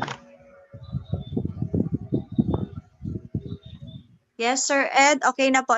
Nakikita na po yung slide ninyo. Salamat po. And clear Okay, na good rin morning po po sa ang ating inyong voice. lahat. Thank you po. So my task today is to discuss with you the learner voice and school monitoring and evaluation system under the first domain. Okay, our objective for today are first to understand the learner voice, next to understand monitoring and evaluation system and adopt appropriate monitoring tools at the school level. So let us focus first on the learner voice. So what is a learner voice? A learner voice is actively participating, the learner actively participating in decision making at school on things which shape their educational experiences. So we all know that learners come to school to acquire knowledge, skills, and values. Learners are um, the heart of the educative process under Republic Act 9155. So learners' voice is more than just students having a say and being heard. So to be successful in our goals sa ating pagtuturo, the school must value the perspective and opinions of students and act on them in a way that genuinely shapes learning and decision making at the school. So learners help us understand what we need to provide for them and deliver for them. So what are the benefits of listening to the learner voice? First, at school level, when we include or heard the learner voice in decision making, it can increase engagement in learning. Second, it encourages collaboration between learners and their teachers. Third, it creates and maintains a positive environment and culture in school. Fourth, it builds respectful relationship, a connections and belonging between the students and teachers, and the all of the persons in authority inside the schools. And lastly, it develop personal and social capabilities among our learners. And there are five areas of students' voice. First one is the learning environment. Second is school culture. Third, it's all about the policy in school. Then fourth, student leadership. And lastly, student-centered learning. So when we say learning environment, dapat po ang ating uh, learning environment ay conducive for learning. So sa ating classroom, dapat ay binabagay natin ayon sa mga sa ating mga learners. Yung layout ng ating physical layout ng ating classroom dapat ay nakaangkop sa kanilang mga pangangailangan. Let's say for example, sa ating mga elementary learners, dapat nire-redesign natin ang ating classroom to become a more conducive para sa kanilang mga pangangailangan. We could make our classrooms like a cafe para magkaroon ng mga various options of spaces for reflections and their individual work. Then another thing is we have the so-called the mga SPED classes, special education classes. Dapat meron tayong mga assistive technology to support our learner voice. Let's say for example, yung ating mga learners with different special needs. So they could not talk, they could not hear, but we have the technology, assistive technology to support them para intindihan natin at marinig ang kanilang mga pangangailangan. Then another thing is the school culture.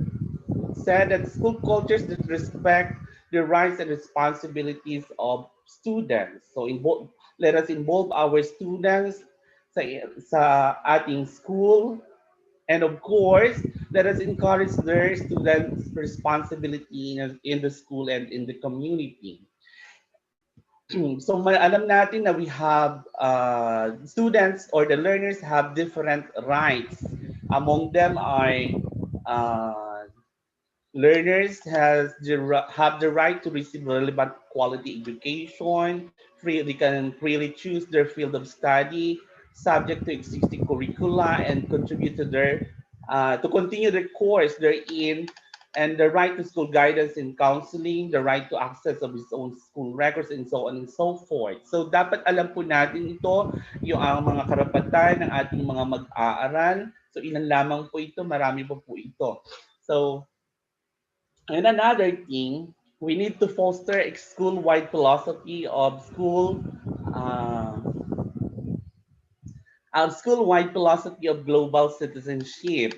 So one example of this is the wash in school, yung water and sanitation and hygiene.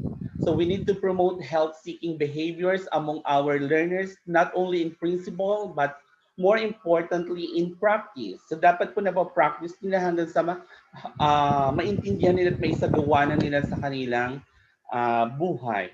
Then another one is the school policy. Student voice and education policy decision making. Kailangan po alam natin kung ano ang kanilang mga saloobin tungkol sa ating paaralan, sa ating classroom. So, inside our school po, meron tayong mga tinatawag na school governing council. So, meron mga child protection committee, meron mga school improvement planning team. So, dapat po ay well represented ang ating mga mag-aaral patungkol po dito sa education policy decision making sa ating paaralan. And next is the school student leadership. So, meron tayong mga student vote.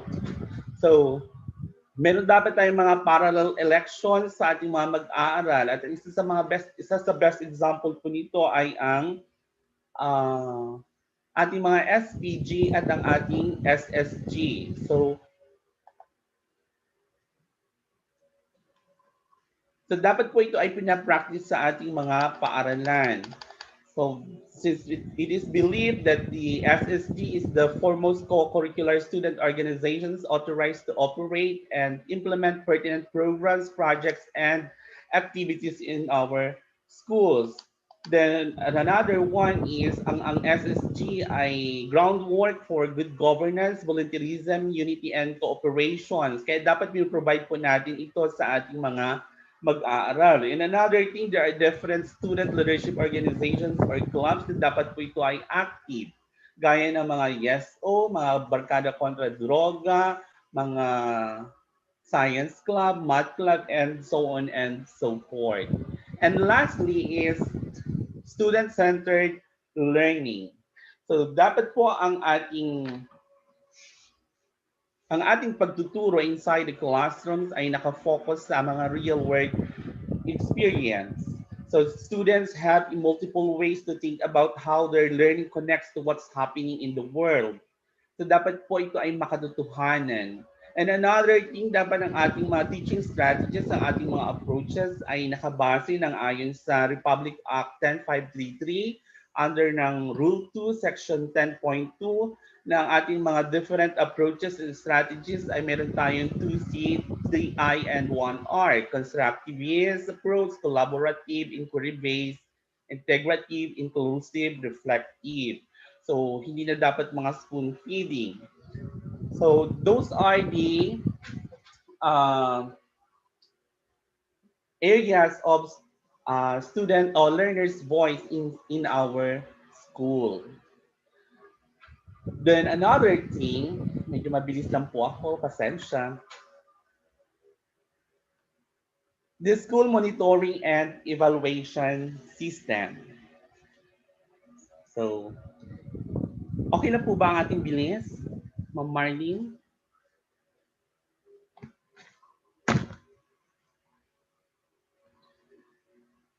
So let's proceed. So for my second topic, this is all about the school monitoring and evaluation system. I'd like to share with you the story of the Naked King. So long, long ago in a land far, far away, there lived a rich and powerful king. A group of tailors happened to visit his place and told him they were selling the finest and most expensive garments on earth. The king asked to see the garments, and the tailors made some motions with their hands in the air, as though they were pulling out a dress. The tailors told the king that the garments were so fine and light that nobody could see them. The king bought the garments and put them on for a public celebration. As he was walking down the street, everybody could see that the king was stark naked. However, because of his power, nobody dared tell him openly. The king's courtiers complimented him on how handsome he looked in the new invisible garment. It was not long before the charade was shattered by a small child. Children do not know how to hide their feelings. The boy pointed at the king and shouted, "The king is naked! The king is naked!" So the story of the naked king illustrates a key point in monitoring in evaluation, which is the honesty. So the integrity of the monitoring and evaluation system must be upheld. When the integrity of the system is compromised, monitoring and evaluation will do more harm than good. So the naked king made the wrong decision because his advisors were not honest and did not provide him with the right information in and insights.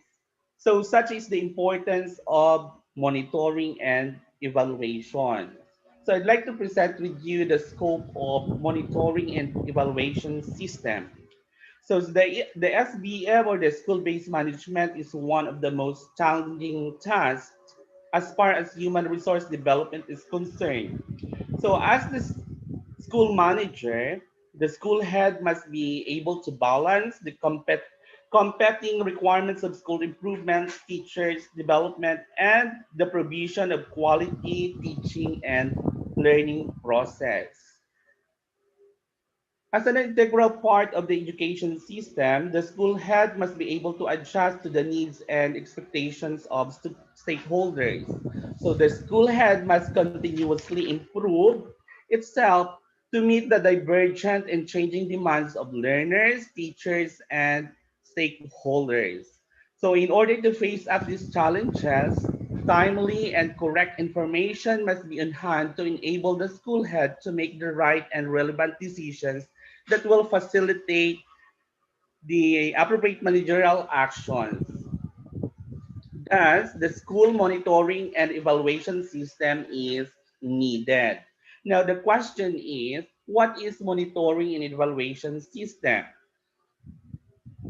When we say monitoring and evaluation system or the M&E system, it is a mechanism for gathering, processing, and storing data and information about the learner's progress, schools programs and projects and schools stakeholders' performance.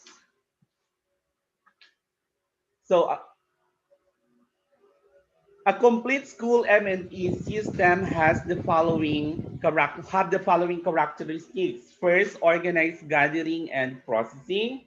Second, analysis and interpretation. Next, storing data and information, managerial actions, and lastly, realization of uh, objectives.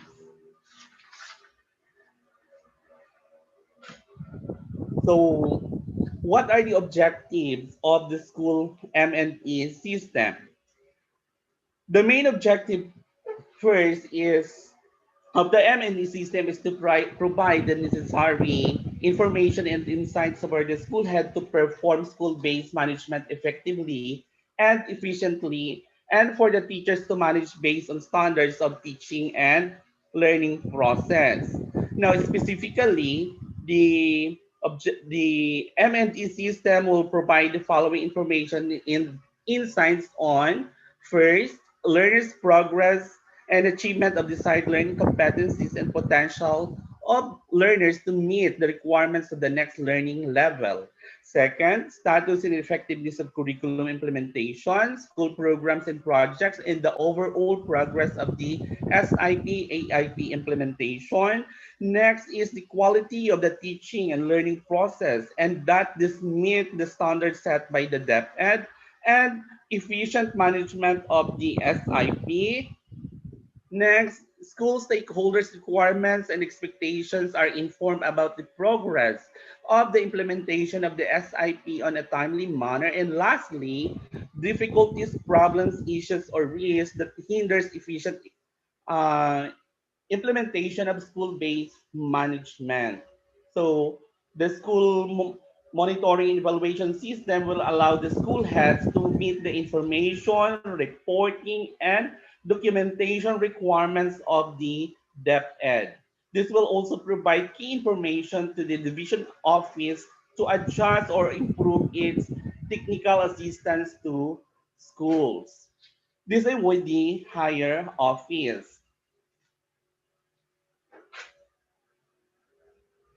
Now, gaya po ng sinasabi kanina ni Ma'am Rowena Gabiana sa kanyang presentation, yung 3-year school improvement plan, which defines the scope of the school monitoring and evaluation. So the outcome, outputs, and resources outlined in the SIP will be used as baseline information to track the effectiveness and efficiency of the school. So makikita po natin dyan yung outcome evaluation, tracking intermediate results, and progress monitoring. So i-discuss po natin isa-isa.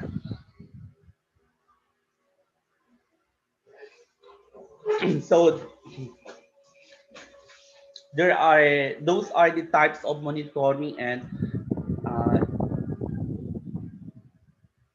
monitoring and evaluation.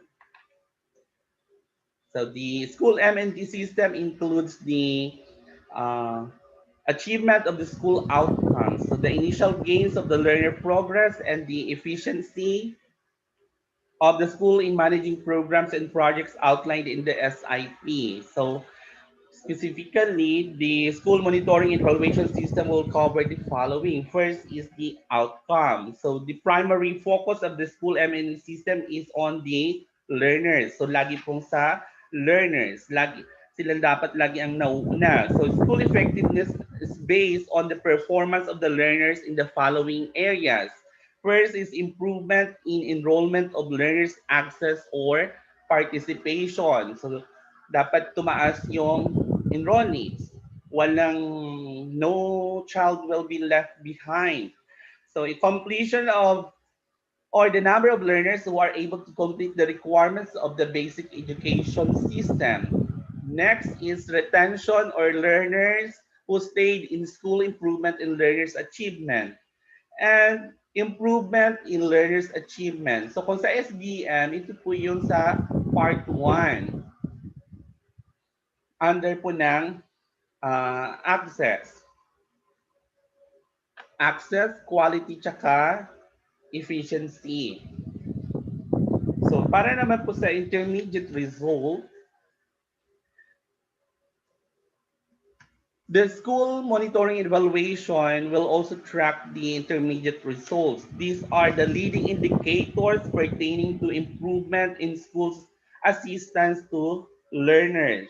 Kung ang outcome po ay patungkol sa performance ng school, ng learners sa ating paaralan at yung effectiveness ng school, ang intermediate result naman ay patungkol sa uh, improvement ng school assistance sa ating mga mag-aaral. So, this include quality of the teaching and learning process, improvement in the access of learners to learning facilities and learning materials, learners' participation in the teaching and learning process and school activities, improvement in the SBM level of practice, and positive perception of school stakeholders.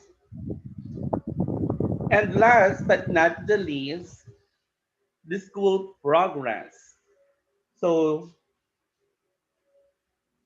the school monitoring and evaluation system will also monitor the school's implementation of school programs and projects outlined in the school improvement plan.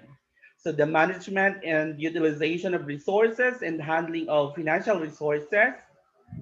Specifically, progress monitoring covers school implementation of programs and projects based on quality, time, and targets set in the SIP. Staff development, particularly the improvement in the skills of teachers, the use of school facilities and other resources, maintenance and improvement of the learning environment, and lastly, the fiscal management vis-a-vis physical accomplishment. So the next table will show you the primary users of the school monitoring and evaluation system.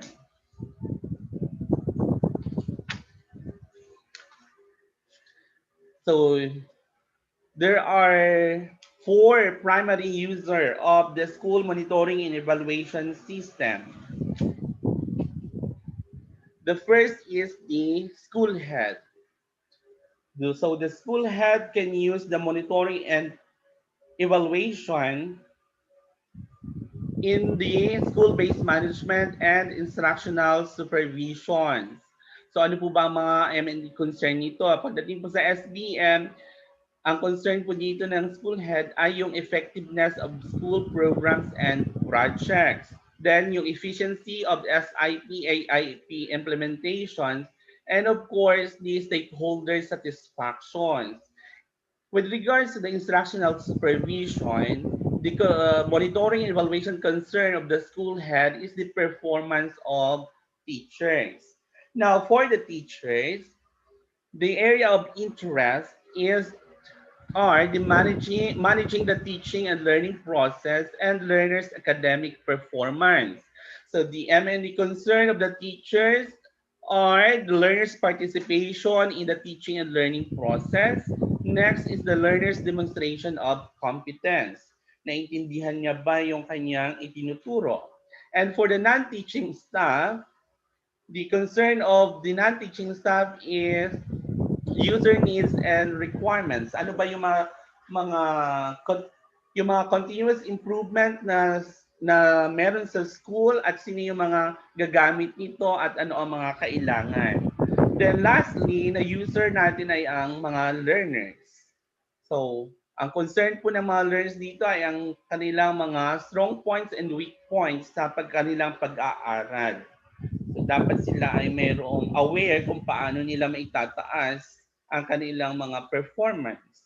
Aware, hanggang hindi na maging aware, hanggang ine-exercise na nila yung kanilang mga rights, responsibilities para maitaas yung kanilang mga academic performance. So those are the primary users of the school monitoring and evaluation system. Now, let's talk about the performance measures na gagamitin sa monitoring and evaluation system inside the school.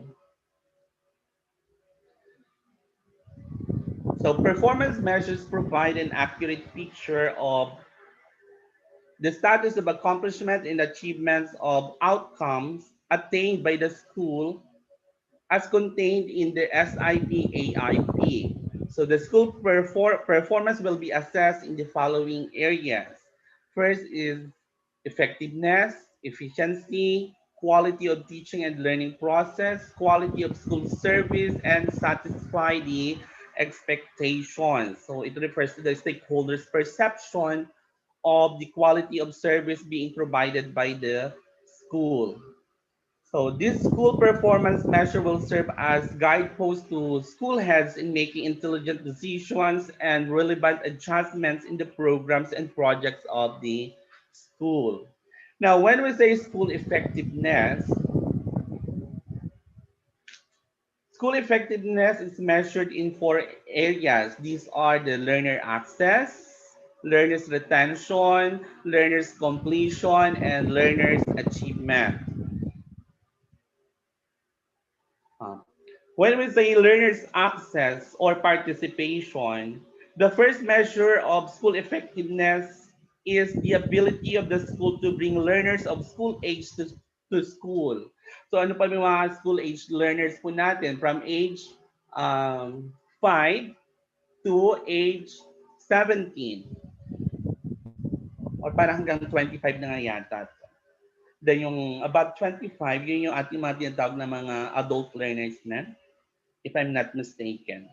So the primary indicator for access is the increase in the school enrollment. So dapat laging tumataas. Kaya dun sa ating SIP, hindi dapat nawawala itong participation ng learners. Dapat laging tina-target ito na tumaas. The next is the learner's retention. So it pertains to the school implementations of programs and projects in the school improvement plan. So retention, sorry. Sorry. The school effectiveness is measured in terms of the ability to encourage learners who are in school will stay in the school. Lahat ng mga nag-aaral natin na mag-aaral mula sa grade 7, nag-enroll ngayong school year, after 6 years ay naroon pa rin sila sa school at magtatapos na. The same with the elementary, from kinder hanggang grade 6. From grade 7 to grade 10, from grade 11 to grade 12. So that is retention. So other indicators po ng retention ay yung dropout rate at yung mga school leavers rate. So dapat hanggat maaari ngayon ay wala tayong dropout. Since modular naman, kaya naman pong tulungan ng ating mag-aaral para matapos nila ang kanilang pag-aaral ngayong school year. The next is the learner's completion. So, this is another measure of effectiveness of the school. So, kailangan po ay yung grade 1 natin ay makakatapos ng hanggang grade 6. Yung grade 7 natin ay hanggang grade 10. So, the same din sa retention halos. Then next is the learner's achievement. So, this pertains to the learners' demonstrations of required competencies at every level and their readiness. So dati meron po tayong mga national achievement tests para sukatin po ito. Kanya lamang po ngayon, ilang taon na ay wala. So this time, ang gagamitin natin sa SBM ay yung ating mga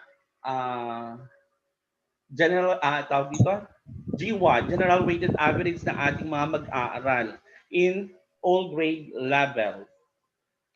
So, when it comes to the school efficiency, this pertains to the school's ability to deliver education programs and projects according to target and time. So, in the SIP, it outlines the programs and projects the school has identified to achieve its outcomes. So the performance measured for school efficiency are physical accomplishment, which plots the total accomplishment of the school. So these are the programs and projects completed versus the total plan of targets or the planned programs and projects on a periodic basis. So next is the cost efficiency, which plots the school's usage of financial resources versus the approved budget. So kanina meron na mga SIP, AIP year 1, year 2, year 3 doon kanina sa discussions ni Ma'am Rowena.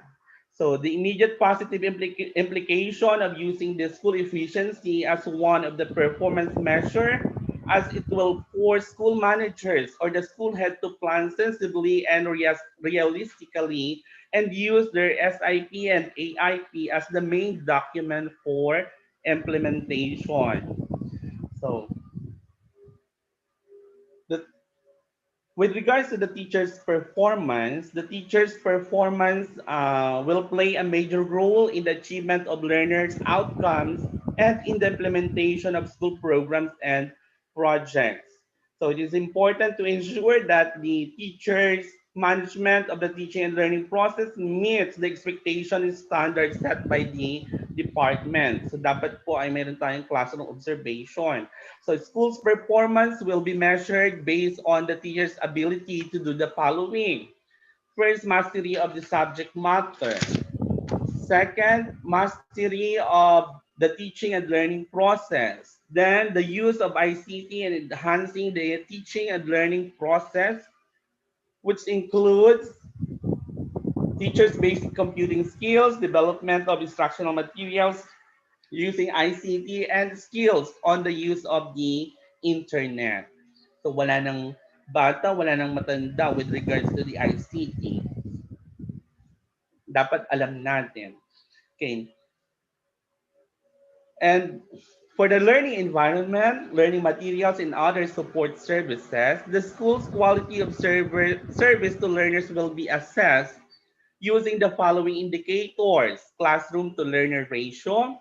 Ilan po ba ang ating mga mag-aaral sa isang classroom? So ideally, dapat ito ay kaya depende po ito sa sitwasyon. Kasi kapag SPED ang klase mo, dapat meron ka lang uh, 1:15.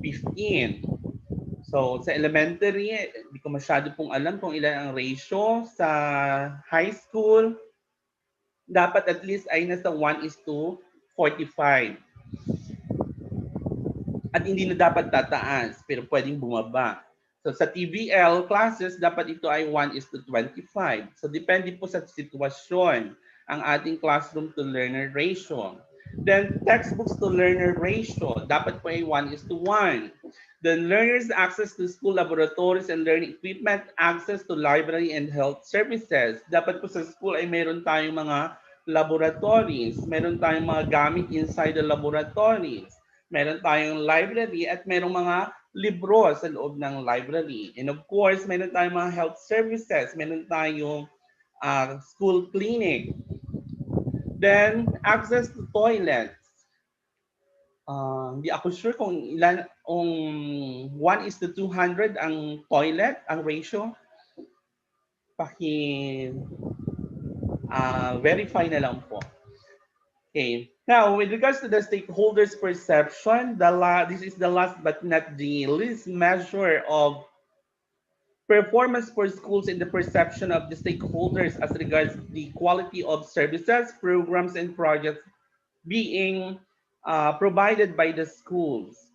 So stakeholders include the learners, parents, community, and the local government units. So indicators to measure in stakeholders perception include perception of learners on the teaching and learning process, perception of stakeholders on the quality of services provided by the schools, perception on the performance of school head and teachers. So those are the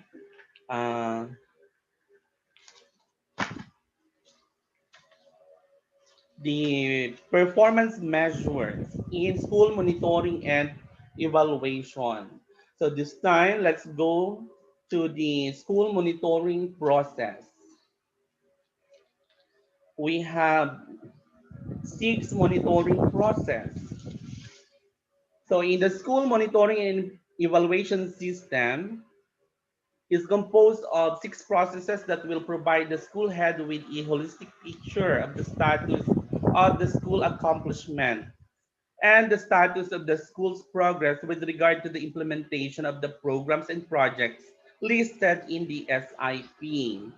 So these 6 processes include monitoring, SIP implementations, pangalawa, instructional supervision, third, monitoring staff development, fourth, managing school assets, fifth, learner tracking process, and last ay evaluating school performance.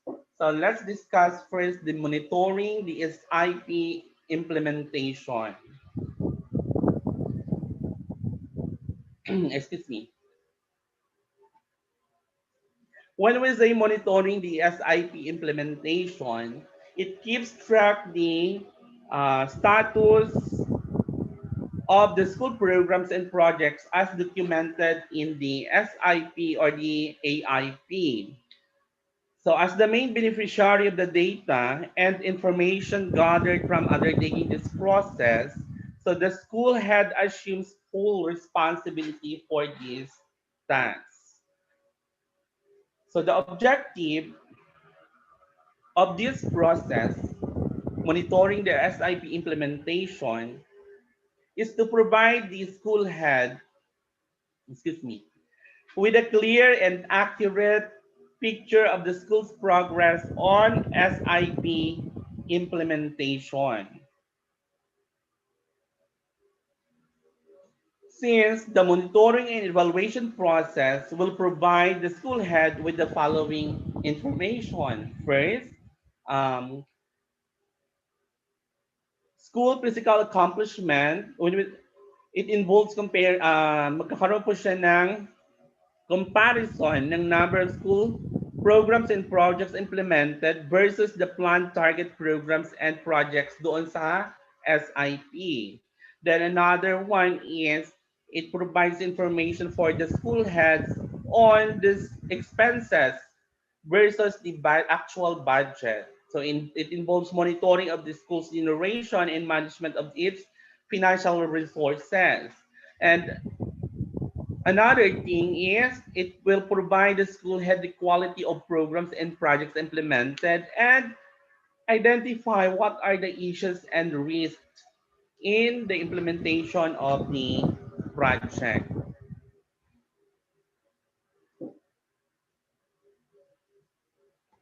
So the school head is mainly responsible for the monitoring of the school improvement plan implementation.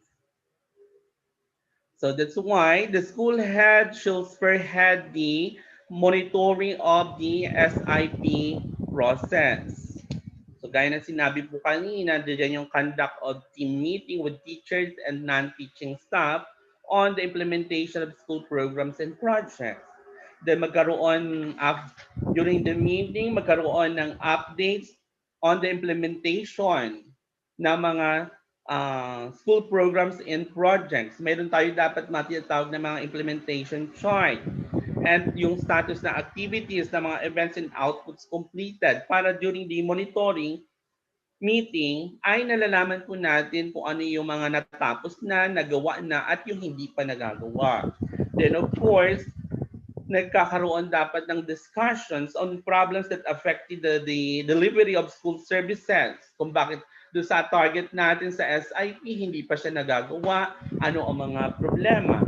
Then of course, meron tayong preparation of monthly status report highlighting the physical accomplishment and budget utilizations. Then, dapat kino-communicate natin ito sa ating mga stakeholders, yung ating mga accomplishments.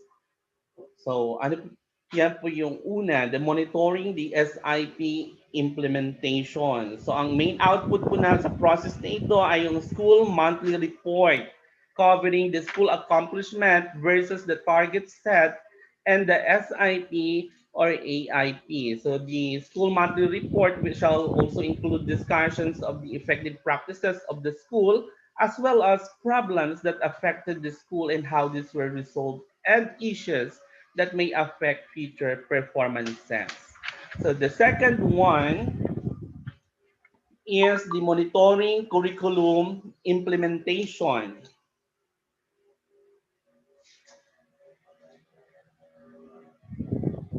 When we say monitoring curriculum implementation, this is a quality control mechanism of the school that will ensure correct and timely implementation of the curriculum by the teaching staff. So the process will allow the school head to track the progress of curriculum implementation and assess the quality of inputs provided to learners. This will also help the school had to assure the learners are receiving complete and quality inputs that will develop their competencies and prepare them for the requirements of the next learning level. So, alam na po natin lahat na dapat meron tayong classroom observation. So, meron tayong COT for teachers, classroom observation for teachers. At dalawa po yung tool natin dyan para sa proficient at sa highly proficient teachers. So, why do we need to conduct this monitoring curriculum implementation? So, another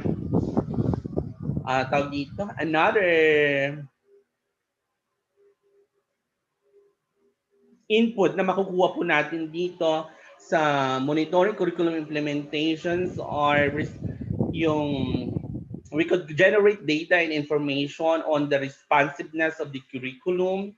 We could generate data and information on the strengths and weaknesses of teachers concerning curriculum delivery. And we could gather data on the progress of our learners. So, that's why kailangan po natin itong gawin. So ang input po para dito sa pangalawang monitoring process is the instructional supervision plan. So meron tayo dapat monthly instructional supervision plan na inihahanda para sa ating mga guro.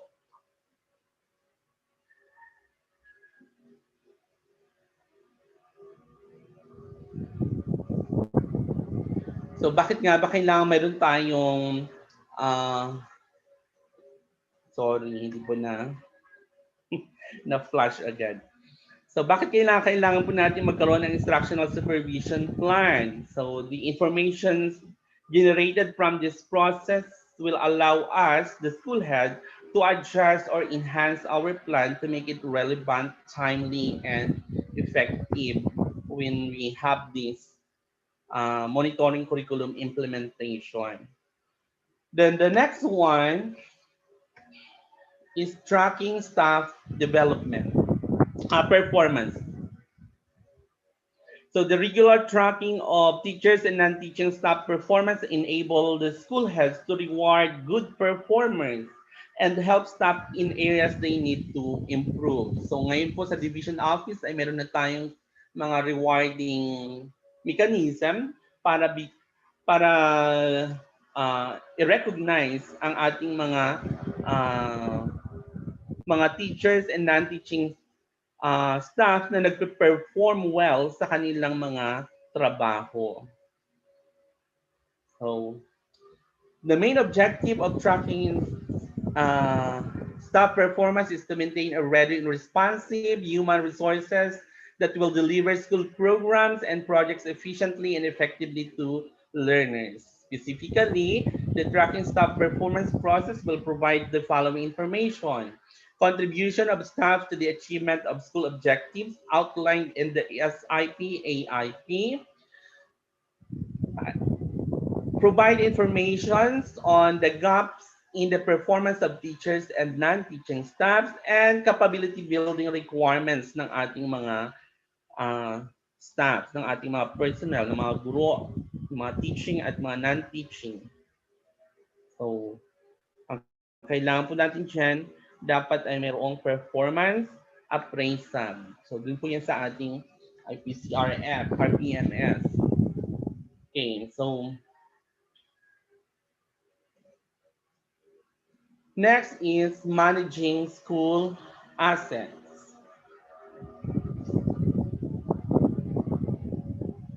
So when we say managing school assets, this is a monitoring process which allow the school heads to match the learners' learning needs and teachers' requirements to deliver lessons with the school resources. Information from this process will allow the school head to maximize the usage of the school facilities and materials, and of course to upgrade school resources in order to meet the demands of learners and teachers to access up-to-date facilities and materials. So the school resources include books, classrooms, supplementary materials, school equipment, and other support facilities. So the main objective of the process to ensure learners and teachers access to facilities and resources required to deliver a meaningful teaching and learning process. So this will allow the school head to track the following: the ratio of resources to learners vis-a-vis the standards of the department, the learning environment vis-a-vis child-friendly school requirements. So dapat po ito ginagawa po sa school, yung child-friendly school survey, CFSS.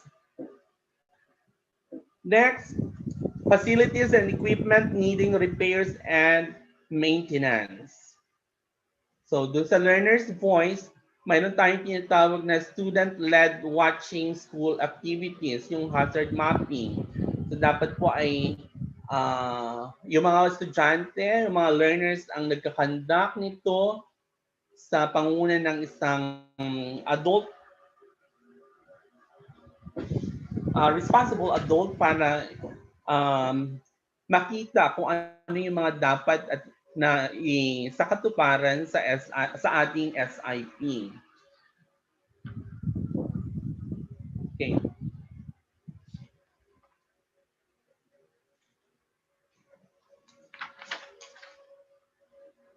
So, ang ating, dito po sa managing school assets, ang ating mga documents na dapat meron tayo nito, after nito ay yung ating school report card, maging yung ating annual inventory report, at yung ating mga utilization checklist and maintenance log ng ating mga equipment. Then, the next monitoring process is the learner tracking. This process designed to monitor the participation and progress, academic and social, of the learners. So information about the learner's performance will provide vital information on the relevance and responsiveness of the school programs and projects.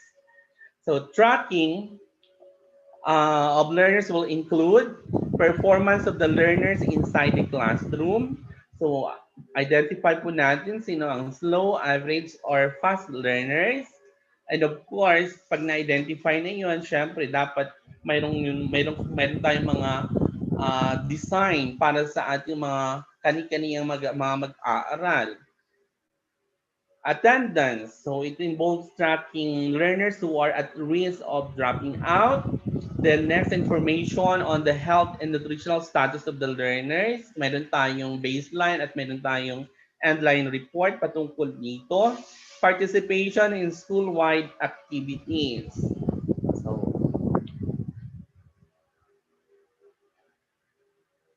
in order to monitor the learner's progress, the following activities will be undertaken: attendance check, home visitation for learners at risk of dropping out, then meron tayong mga group activities para sa kanila. So, the last process is the monitoring school performance. So this process involves tracking the school performance on the four main indicators: enrollment, retention, completion, and achievement. So the results of this process will be used to manage the quality of school programs and projects pertaining to learners' access or participation, learners' stay in school, and of course, completion of the learners and their achievement. So those are the six monitoring process. This time, we'll proceed to the monitoring and evaluation tools.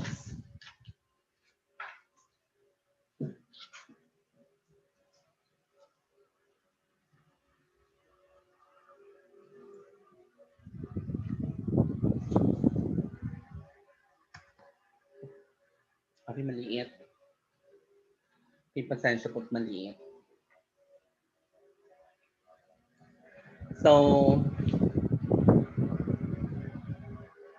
at this juncture, it will enumerate the monitoring and evaluation tools and techniques that will help the school take management actions per level. So the appropriate tools and techniques must be used at each level, since the information requirements and decision-making requirements differ per level. So the tools are divided into three: tools to assess effectiveness, tools to determine the achievement of leading indicators, and tools to track efficiency. So effectiveness, achievement, tsaka efficiency. So ito po yun siya. So in assessing effectiveness, meron tayong National Achievement Test. At meron tayong School Assessment. So National Achievement Test, wala po tayo ngayon, ilang taon na. Pero yung School Assessment, meron po tayo nito. Meron tayong mga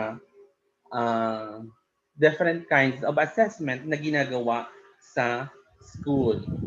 Then another, ang mga tool na ginagamit para to determine the achievement of leading indicators,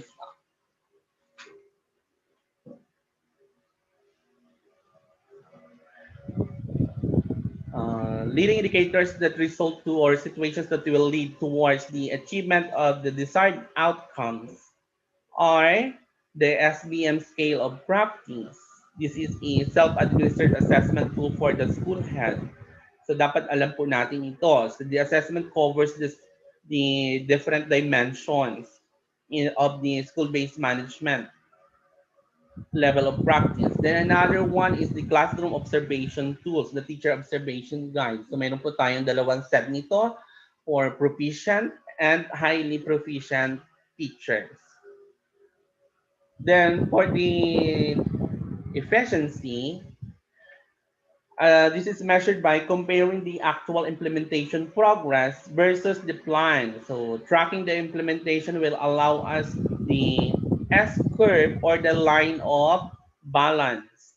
This is a tool used to compare the approved or accepted targets in the AIP or SIP versus the actual number of targets completed. Then another one is the Gantt chart. So this is a matrix visualizing the actual implementation versus the plan. And another tool is the checklist. So this is to determine the school's compliance to the standard quality assurance processes. So these are the different tools na pwede po nating magamit. So those are about the school monitoring and evaluation processes and tools. But this time, I'd like to share with you the school head responsibilities on monitoring and evaluation. So overall, the school head provides the steering and decision-making requirements of school-based management. So the school head shall report directly to the school's division superintendent and provide information on the progress or status of the SIP, AIP implementation. So the school head shall also raise problems and issues affecting school-based management and recommend areas for adjustment. So the school head shall interact closely with the following stakeholders: first, division office, the parent teachers associations, from the community, and from the LGU or the local school board. Another responsibility of the school head is to monitor SIP preparation and startup, which includes communicate to the teachers, non-teaching personnel, parents, community, the LGU, and others the DepEd policies, guidelines, and standards concerning the SIP preparation and startup. So ito po kanina diniscuss kanina ni Ma'am, isa sa mga na-discuss po ni Ma'am Rowena Gabiana. Then provide input on the technical directions necessary in the preparation of the SIP. Ensure active participation of stakeholders during the formulation of the SIP. Generate support from the division, region, the LGUs, and other stakeholders concerning the funding support or requirements to implement the school improvement plan. Then next, overall supervision of the SIP AIP implementation. Next, supervise teachers' performance. Then review and submit school progress reports, which includes school quarterly report and annual report. So next, conduct regular meetings and workshops. Then facilitate the conduct of SIP post-implementation review. And lastly, review and endorse the SIP completion. So these are the school head responsibilities on monitoring and evaluation system of the school. And lastly, thank you po sa inyo lahat. Salamat po.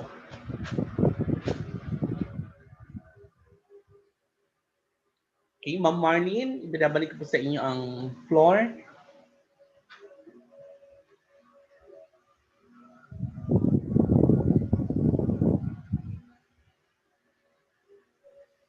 Thank you so much, Sir Ed.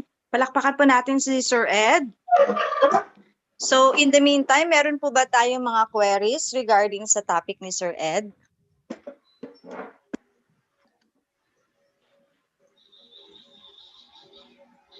Meron po bang gustong magtanong? Kung wala naman po at clear na po at naintindihan naman po natin ang diniscuss ni Sir Ed. Sir Ed, maraming pong salamat sa time ninyo sa pag-share ng inyong knowledge po sa amin. Alam po namin na ito ay malaking tulong po para sa amin. And now, let's welcome po our last speaker for this first principal test review natin. She is a public schools district supervisor of Batarasa, Ma'am Edna V. Kabuhat. Hello, Ma'am Ed. Hello po. Good morning. Ma'am, good morning po. Welcome po. Thank you so much, Ma'am Marlene. Pwede po akong screen share. Naka-share po. Ay, thank you, Ma'am Marl.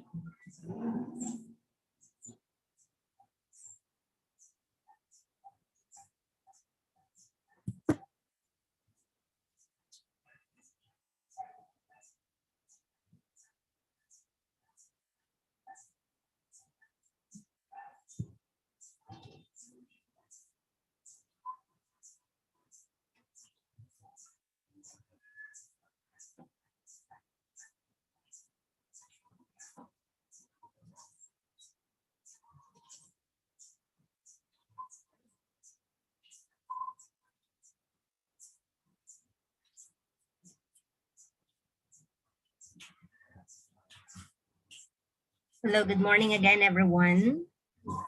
Nakikita na po ba? Hello?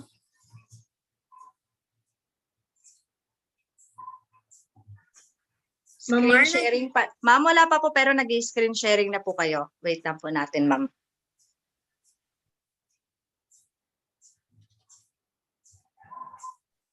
Okay na, ma'am. Meron na po. Okay po. Paki-ano lang, ma'am, slideshow, ma'am. Slideshow. Opo. Yes po. Thank you po.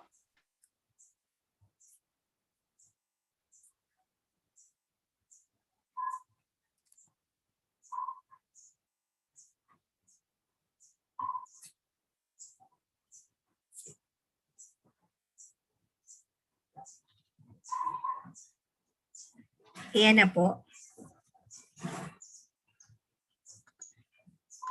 So, my topic is still in domain 1, leading strategically. 1.4, research and innovation. We know that leading strategically encompasses the school head's commitment to a strategic course of action consistent with institutional goals towards maximizing organizational health.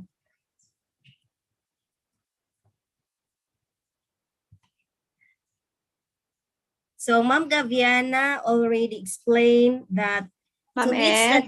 Yes po. Ma'am Ed, sorry po, paki-ano lang, ma'am, slide share para lumaki din sa screen namin. Ay, ganun po. Apo. Yung current slide, ma'am, current slide niyo po. Thank you po. Ayan. Okay na po? Yes, ma'am. Okay na po. Thank you po. Ayan. So, again, si Ma'am Gaviana already explained that to lead strategically, the school head must focus on achieving DepEd's vision and mission and demonstrate the core values. At kailangan din ma-review ang policies as well as the issuances for implementation as well as in developing school plans. Si Sir DepEd already explained the learner voice and monitoring and evaluation processes and tools. My part is in 1.4 in domain 1, which is research and innovations, and 1.5 program design and implementation. So, research and innovation is one of the things that you have to consider as school head in leading school. yung iba sa atin hindi masyadong naiintindihan yung kahalagahan ng research and innovation. Culture of research encompasses the behaviors, values, expectations, attitudes, and norms of research in community. So sa Courage Stage 1, 1.41, identify relevant research findings from reliable sources in facilitating data-driven and evidence-based innovation to improve school performance. And Career Stage 2, utilize relevant research findings from reliable sources in facilitating data-driven and evidence-based innovation to improve school performance. The school innovations and programs design must be research-based. Take note, must be research-based. Kailangan research-based and follow strictly the process of implementation. For Courage Stage 3, Research and Innovations, collaborate with school personnel in the conduct of research and utilization of findings in facilitating data-driven and evidence-based innovation to improve school performance. And Courage Stage 4, promote a culture of research to facilitate data-driven and evidence-based innovation to improve school performance. Let us now explain these stages one by one. So, for Courage Stage 1, identify relevant research findings. The school head have identified relevant research findings from reliable source in facilitating data-driven and evidence-based innovation to improve school performance. Of course, para magawa ito ng school head, he or she must demonstrate basic knowledge and understanding of the research and innovation to perform his or her functions as instructional leader and administrative manager. In Career Stage 2, tingnan nyo po, the school heads utilize. Di sabihin utilize, gagamitin na or gagamitin sa school, utilize relevant research findings from reliable sources in facilitating data-driven and evidence-based innovation to improve school performance. Lagi pong ang goal natin, ang main natin is to improve school performance.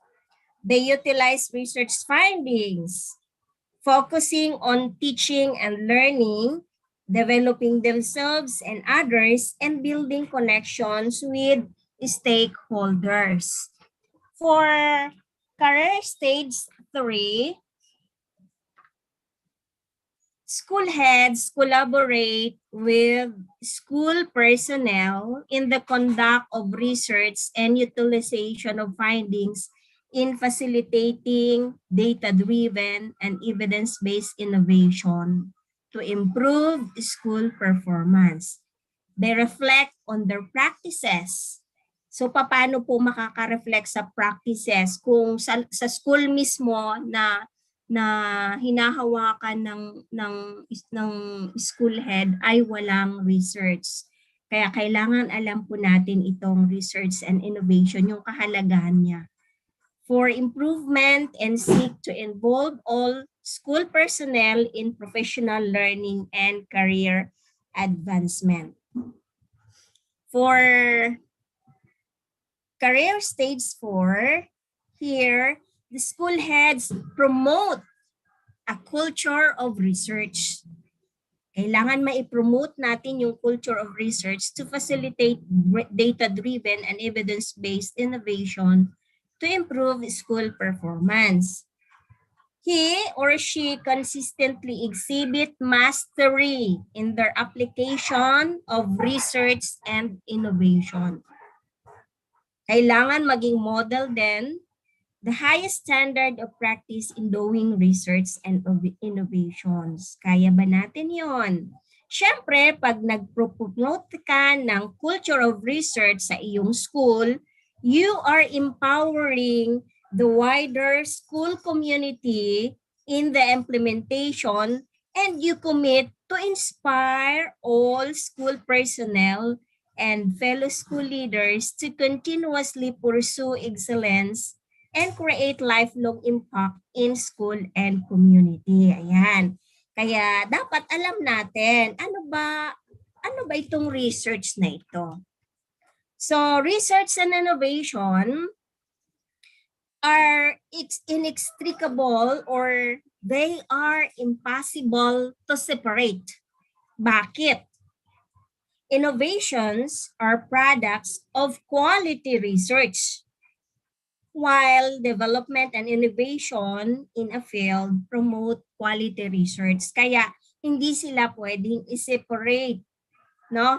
Ang sabi nga, research is the journey, innovation is the reaching of destination. Or sabi din, research is the hard work and innovation is the success.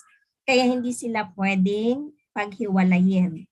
The former or yung research is the journey to an unknown destination and the later is reaching a particular destination where every researcher wishes to be.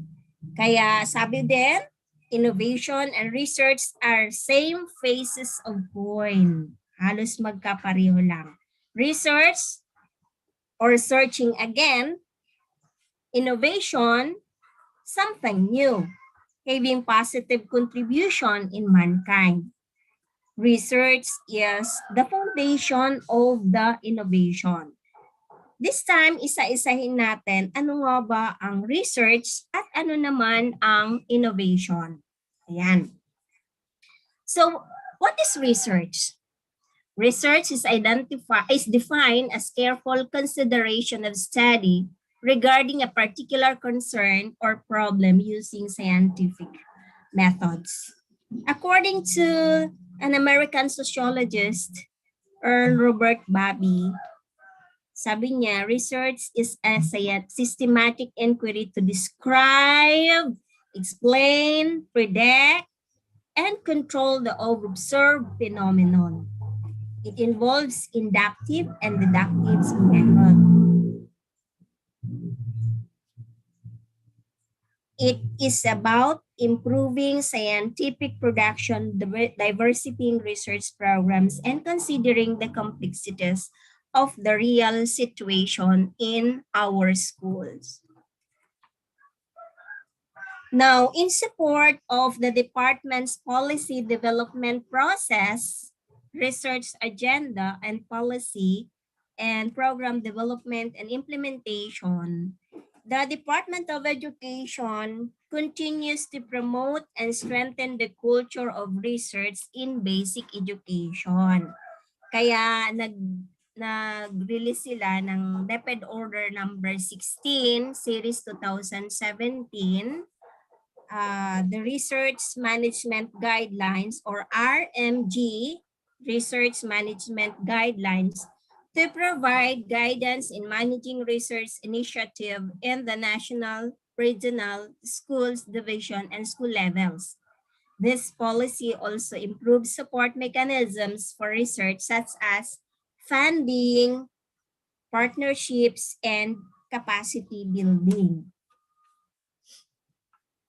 Governance of Basic Education Act of 2001 or RA 9155 mandates that the DepEd enact policies and mechanism through which the delivery of quality basic education may be continuously improved.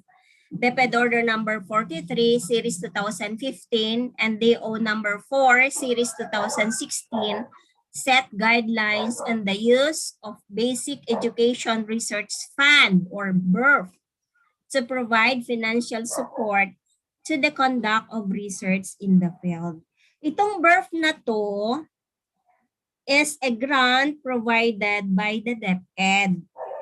Di ba po, maganda kung yung ating mga research proposal ay ma-approve at mabigyan ng fund through BERF.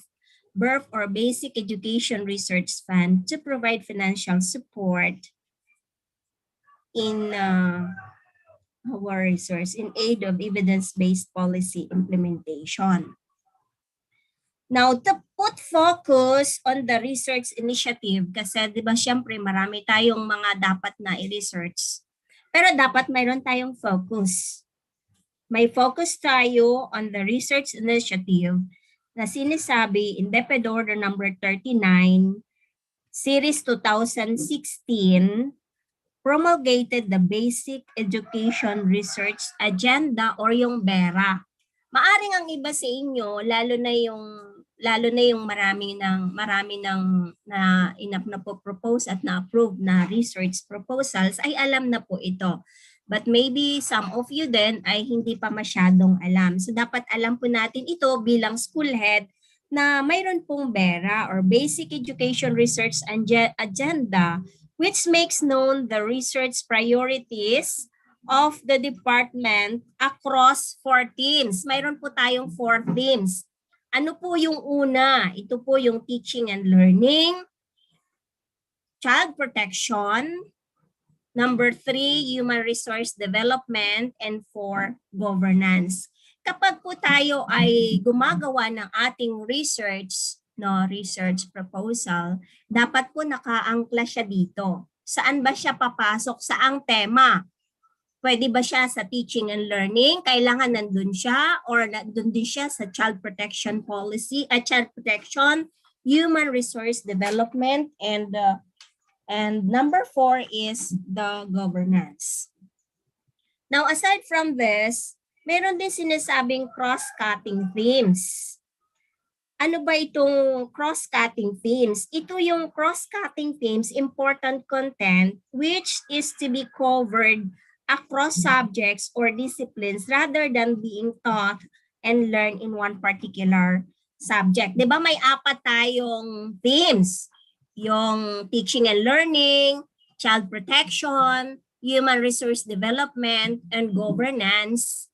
Pero kalimitan itong mga guro natin ay nandun, ang kalimitan nilang pinopropose, ang kanilang research ay nandun sa teaching and learning.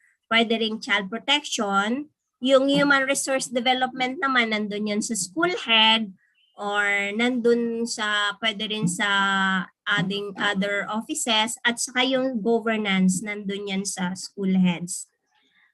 Itong 3 cross-cutting themes ay pwede natin siyang, ito po yung 3, gender and development, disaster risk reduction and management, inclusive education. Isa pong halimbawa nito, kunyari yung research natin ay about IP, pwede siyang, yung cross-cutting natin, pwede siya doon sa inclusive education. No?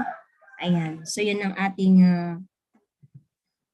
cross-cutting themes.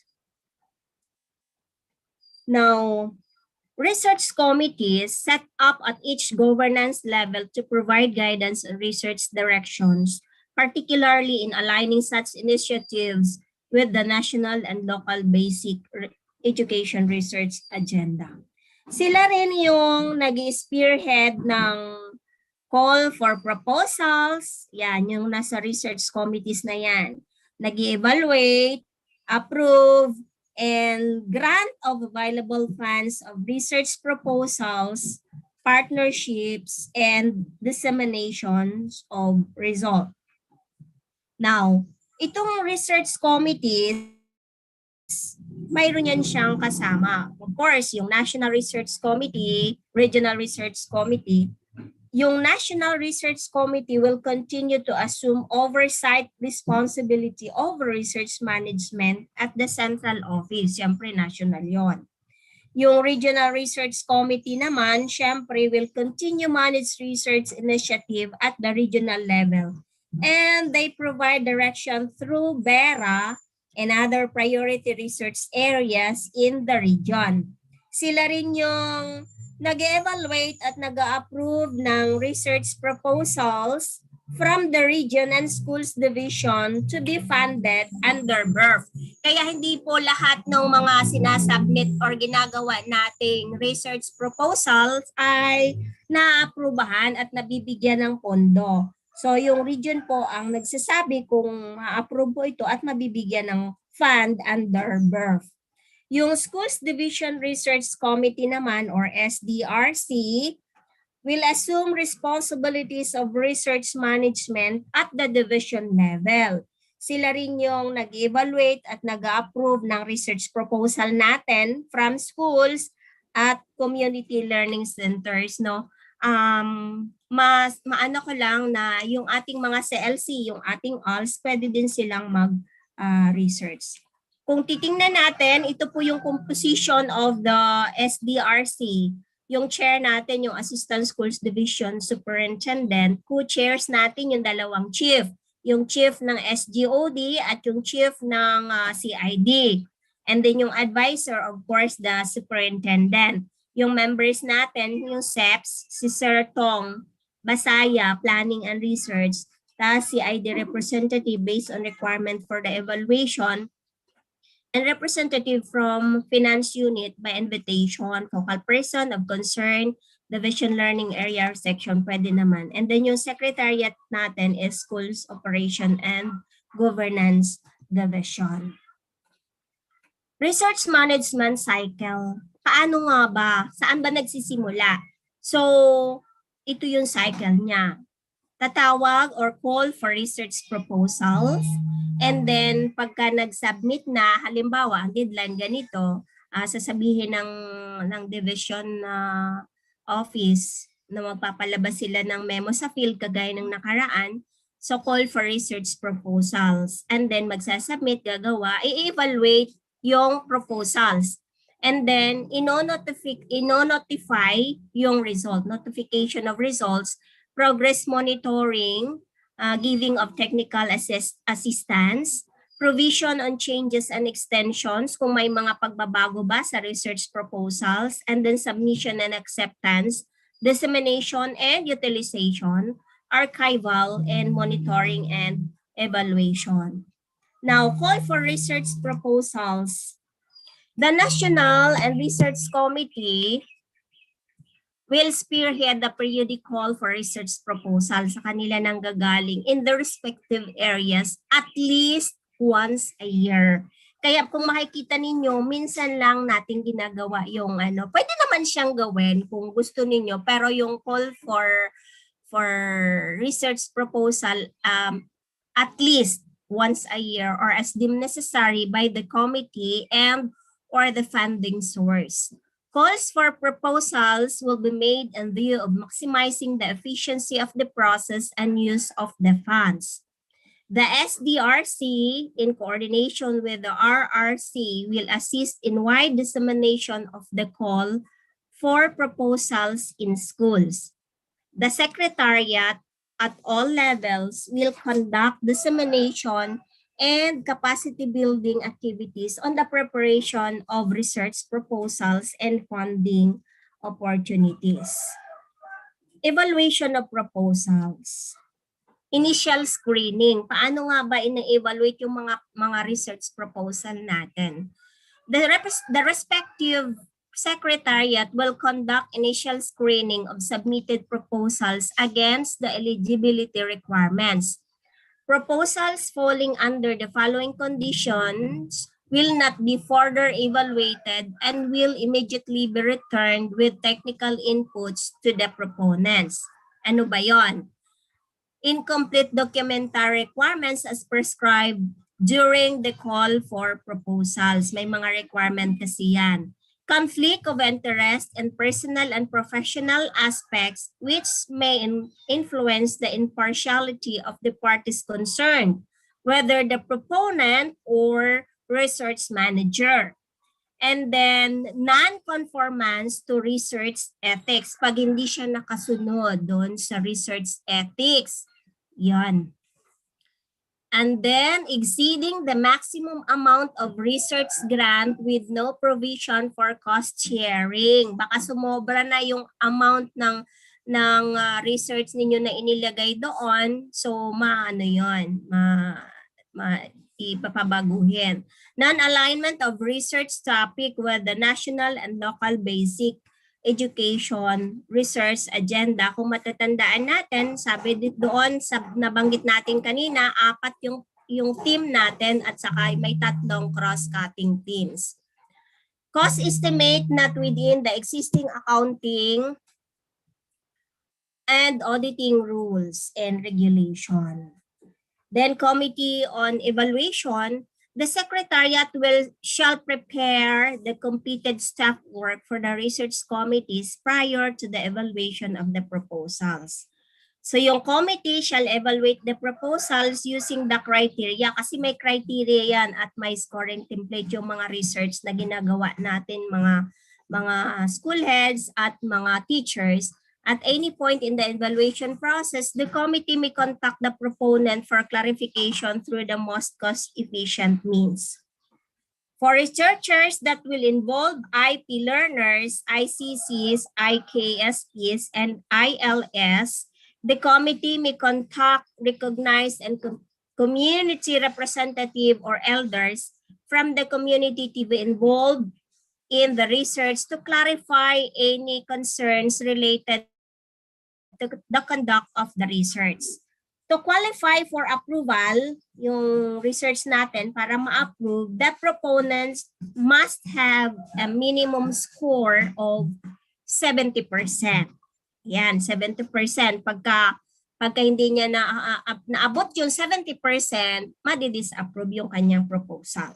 The research committee shall provide comments, if any, to the proposals for consideration of the proponent prior to the implementation of the research. Progress monitoring. The Secretariat shall track the progress of all approved researches based on the approved work plan and provide technical assistance as needed. As research managers, the NRC, RRC, and SDRC will conduct random visits to the location of research and discuss the researchers the status of their studies. School heads and division ALS coordinators will track the progress of approved researches in their respective schools and CLC. Now, dissemination and utilization. Sabi natin kanina doon sa career stage 2 and 3, kailangan ma-utilize, ma-disseminate at utilize yung ating research. Dissemination and utilization of research results are crucial in the achievement of learning outcomes. Napakahalaga mo to improve the learning outcomes and improve teaching, learning, and governance processes in schools, SDOs, ROs, and CO. Research managers, in collaboration with the researchers, will take measures to ensure the dissemination and utilization of research results in various settings across governance levels. Further, researchers will disseminate and discuss the research result and recommendations in the area or office or the governance level where the study was conducted.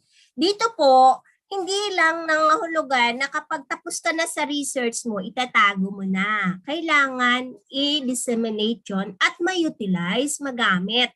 Kailangang ipaalam dahil may mga recommendations po doon sa research na nagawa.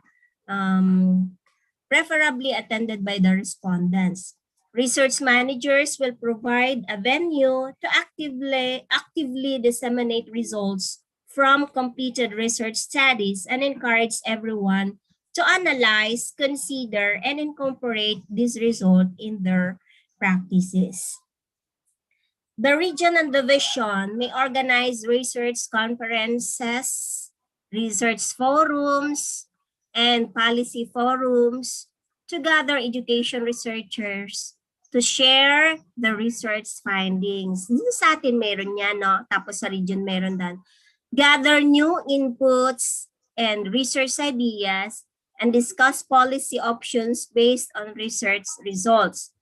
Further, research managers may also publish research journals and bulletins for wider dissemination and as a potential archival mechanism for completed research. Kaya mayroon mga forums, ayan. Gumagawa sila ng policy based din sa research na na-approve. In addition, the region and division may utilize completed researches to improve learning outcomes. Ito po talaga ang pinaka-main purpose natin why we are conducting research is to improve learning outcomes and governance processes in the respective areas. Evidence should be heavily used in the development of policies, frameworks, programs, and projects. So yun po yung mga dahilan. Strategic, operational, and midterm plans, training programs, and instructional materials. To mention a few, governance strategies. With full support of school heads, teachers will disseminate and utilize the research through existing mechanisms such as but not limited to the following venues. Kaya yung mga nagko-conduct ng research, pagkatapos po nun, pwede yung gamitin sa Learning Action Cells or LAC. The LAC sessions may be maximized by sharing the results of ongoing and or completed research. This may serve as input for teachers in their respective teaching learning strategies. Ayan. Kaya po mahalaga na mayroon po tayong mga research para po dito sa ang isa pong dahilan ay ma-share natin, ma-improve ang teaching and learning process, yung ating mga strategies based sa result ng research. Pwede rin siya sa in-service training or NSET. The training design may include discussions on research results and how this can be utilized. And School Governing Council or SGC. Research results and proposed actions can be presented during school planning and monitoring activities. Enhanced School Improvement Plan or SIP, Annual Implementation Plan. Research results may be incorporated in the SIP. So, kanino kayo alam ko na alam ninyo yung ating SIP at yung ating AIP. Sino sa inyo ang nag-incorporate or ang naglagay ng kanilang after yung recommendation doon sa research ay inilagay doon sa SIP or AIP kasi dapat inilalagay yun doon. Lalo na kung kapaki-pakinabang sa ating mga teachers. School planning activities may bring forth possible research topics. This may also be plotted as research initiatives in the SIP and AIP. Pwede rin siya sa school report card. Interventions made as a result of action results may be included in the SRC. And then archival. PRDPS in close collaboration with PPRDRO and SGOD will set up mechanism to improve or to archive all completed education researches along with other relevant documents such as the data sets used during the study. Then, allocation.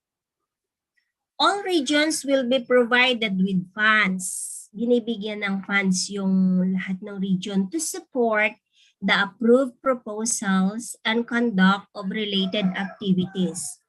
Yung birth will be managed by the PPRD from the regional office.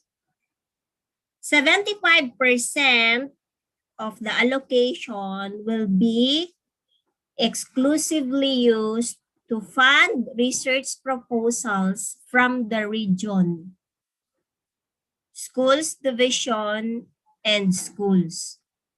The remaining 25% will be used for research-related expenses such as, but not limited to, capacity building, research dissemination activities, and representation fees for research conferences, among others. Hindi porket na binigyan tayo ng fund, gagastusin natin lahat kung saan natin gusto. Yung 75% doon ay para i-fund yung ating research proposals.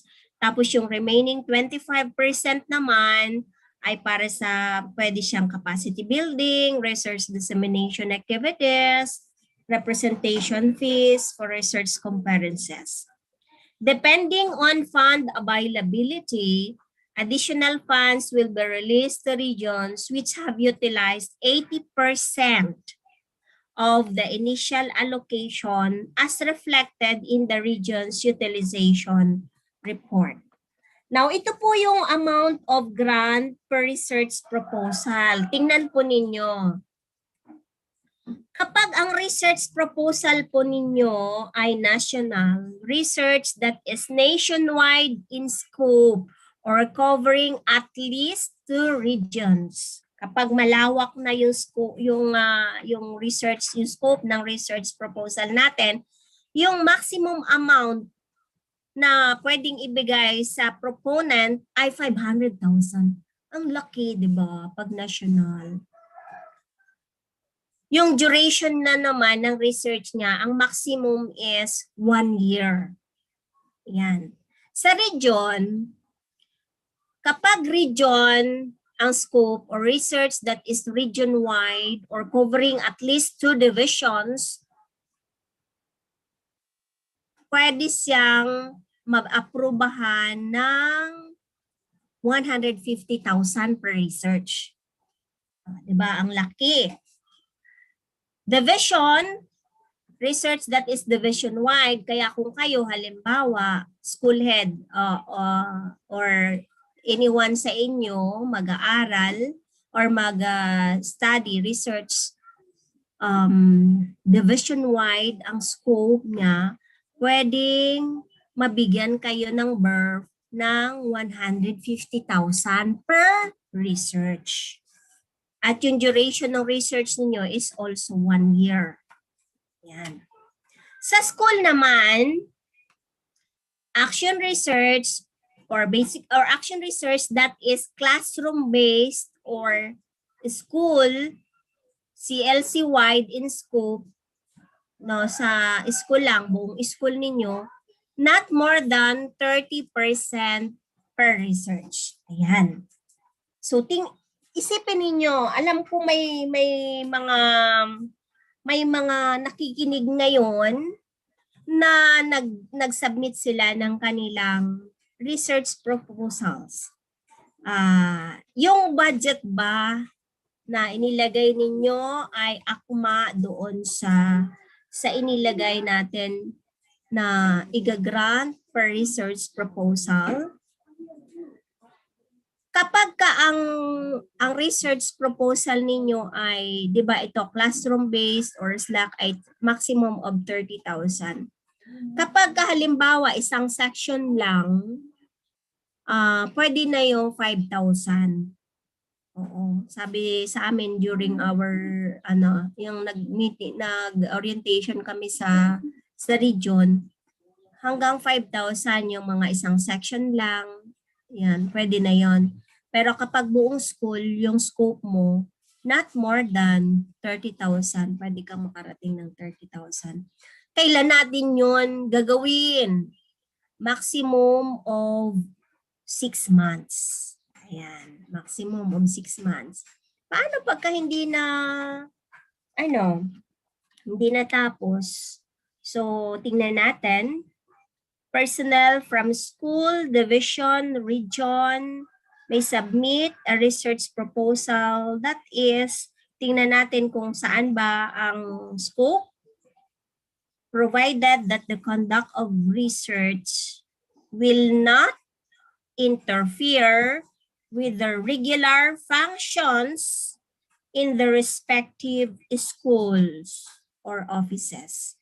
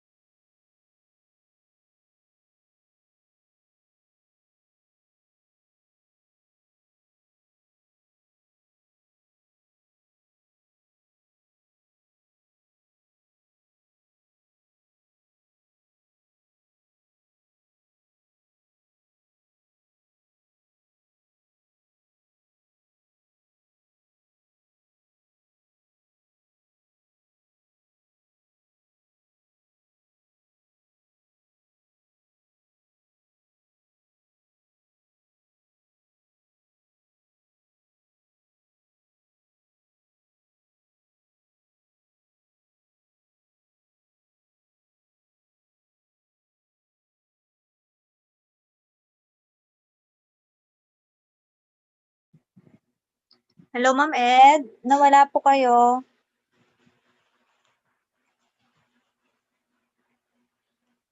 Wait lang po natin ha. Thank you po.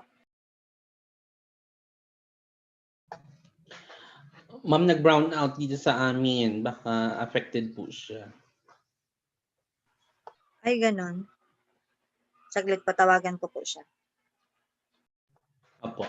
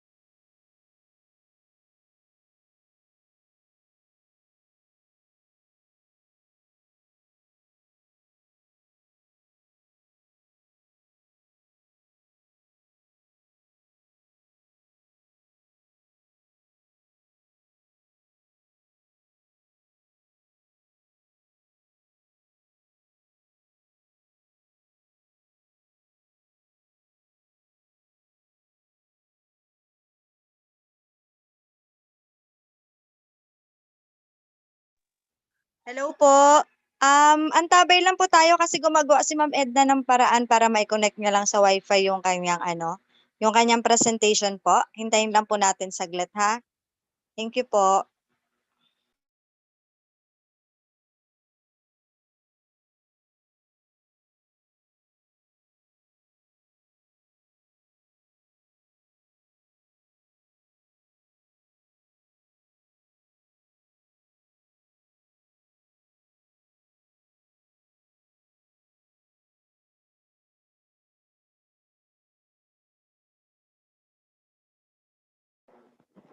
Lahat po ng presentation na ginagamit po ng ating mga speakers ay ibibigay po sa inyo.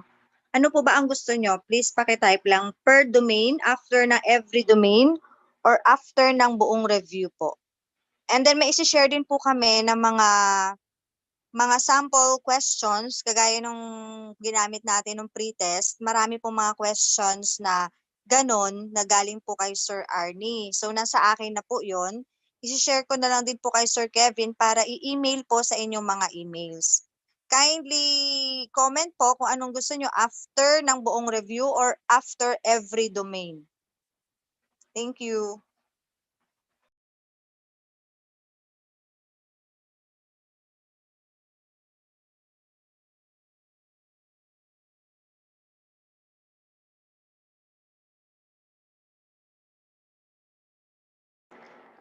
Okay, sige po, noted po. So, per domain, expect nyo po by next week ay isasend na sa inyo yung presentation ng domain and then the sample. Unfortunately, we cannot send you the answers on the pre-test kasi we will still having our post-test after the review. So, yun po ay after ng review na natin makukuha. Okay po? We will just sending you the presentations per domain and then the sample questions po para may ma-review na rin tayo. But yung hinihingi yung sagot sa pre-test hindi maibibigay kasi we still have post-test. Thank you.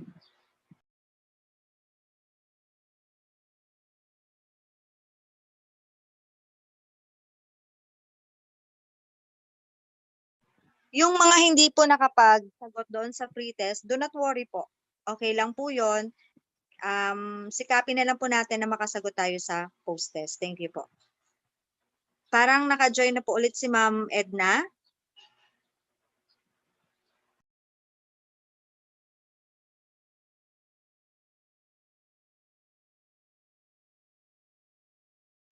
Yes, let's welcome Ma'am Edna. Hello po, naka-join na po si Ma'am Edna. Thank you po.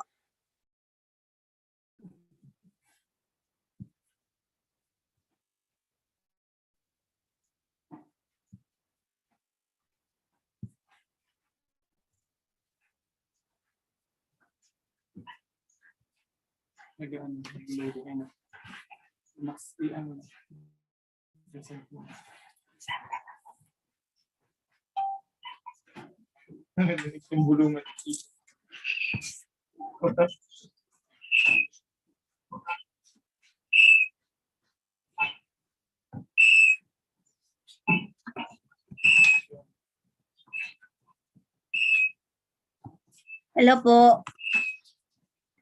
Hello? Hello po. Yes, Ma'am Edna, okay na po as well as your presentation po. Nakikita na po namin. Thank you Thank po. you. Sorry po. Nasaan ba ako kanina? Kasi sige akong salita. Tapos yung pala, wala na. Hindi nyo. Saan ba ako naputol? Dito ba? Amount of grant? Yes, ma'am. Diyan na po tayo. Ayan. Sige po. So, yun po ulitin lang po natin yung ating pong grant. Kapag ka po ang scope natin ay national, 500,000 ang pwedeng ma-grant sa atin ng BERV. Kapag region naman at division wide, ang scope ng ating research ay not more than 150,000. Depende po sa research natin. No? Pag schools naman, research that is classroom-based or school or CLC-wide in scope, not more than 30,000. Or kapag ka classroom, ulitin ko lang, kapag ka classroom lang or section lang, kapag section lang, mas maliit siya. Mga 5,000, okay na yun.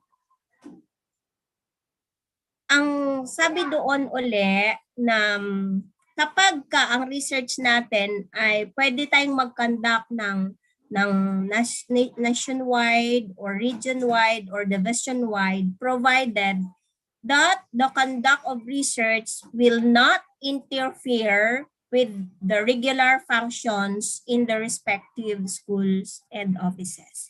So pwede po tayong mag-conduct provided po na hindi siya maapektuhan yung ating pagtuturo. Baka gusto ninyo, ay gusto ko national kasi ang laki ng fund, 500,000. Gusto ko region, 150,000. Kung mapapabayaan naman natin yung ating function bilang mga guro or kung tayo ay school head, yung function natin ay dapat po hindi siya maapektuhan. Offices may also submit action research proposals which aim to improve office operations. The amount and duration of these researches will be similar to the school or the CLC level na research natin. Eligibility of proponents. Sino ba yung pwede maging proponents? Or regular or permanent employees, teaching-related and non-teaching personnel of the DepEd National Office, regions, school divisions, and schools are eligible to avail of the research fund, provided they meet the following eligibility criteria. Proponents are regular or permanent teaching or non-teaching personnel of the Department of Education. Pwede rin magawa ng research yung mga substitute natin, kaya lang hindi sila pwedeng ma-approvehan under BERF. Proponents have no pending administrative case. Wala, pag may kaso tayo, hindi tayo ma-approvehan. Proponents have not yet availed of the grant for the given year. Halimbawa, na-aprubahan na yung research natin noong January, February, o yung isang taon, kunyari. Tapos, sa susunod naman, by October, gusto mo naman isa uli. So, isa lang sa isang taon. there is a maximum of 3 research team members for group proposals. Ayan. Pwedeng isa, lead proponent. Pwede ring 2. Pwede ring 3. Maximum na yon. Hindi pwedeng 4 o 5 o 6. Oo, kasi sabi dito sa ating policy, dapat team members para sa isang group proposals. For birth grantees, sandali lang, may nakalimutan ako. 'Di ba ang hanggang maximum of 3 research team members only. While members are treated equally in the proposal, kailangan mayroong lead proponents. Mayroon talagang isa. Yung lead proponent na yon, kalimitan yung lead proponent, yung number 1, yun ang lead proponent, will be appointed to liaise with the Secretariat on administrative and financial matter para siya yung kakausapin, yung lead proponent, siya yung kakausapin doon sa kung ano yung sa Secretariat at sa iba pang mga financial matter. For birth grantees, the research fund will be utilized for the following activities. Halimbawa, nagrantan na tayo ng 150 kasi 150,000. 50,000 kasi school-wide ang scope ng proposal natin, research. Saan natin gagastusin yon? Expenses related to the implementation of the approved research proposals, which include but are not limited to the following. Una, supplies and materials. Yan, gagamitin mo mga supplies and materials while conducting your research. Domestic travel expenses. Halimbawa, mayroong research forum, mayroong research conferences sa division office na ibinigay, halimbawa, ang division or ang region, pwede natin gamitin yon. Travel expenses, nakalagay yun doon. Communication expenses, pwede din kasi nag-ano ka ng internet o kailangan mong tumawag. Yan, pwede siyang communication expenses. Then reproduction, printing, and binding cost. Kasi mahal yung i-reproduce mo, kailangan mo ng 5 kopya, kailangan mo ng ganito, so printing and binding cost, pwede doon. Food and other incurred expenses during conduct of research. Pwede ring surveys or FGD or focus group discussions, and other expenses related to the conduct of research not listed in the non-eligible expenditures. Expenses related to research dissemination. So, yun ang pwede nating paggagastusan. Specifically, the research fund will not be used for the following expenses. Hindi natin siya, halimbawa, na-aprobahan na tayo ng 30,000 or 150,000, hindi natin pwedeng gamitin yung pera na yon sa mga sumusunod. A, equipment. Bibili ka ng laptop, bawal kasi hindi siya pwede doon. Software, hindi din pwede. Salary, overtime pay, siyempre, kailangan mo yan ng magbayad ka. Kung hindi ka marunong, kung hindi ka naman statistician, kailangan mo mag-contact ng statistician. Pero kung simple lang naman yung yung kailangan statistics, pwede na yung statistician ng district kasi meron namang statistician ng district. Pero kung medyo mahirap-hirap at hindi kaya ng statistician ng district, pwede ka namang sa iba, makiusap sa iba, pero hindi mo pwedeng gamitin.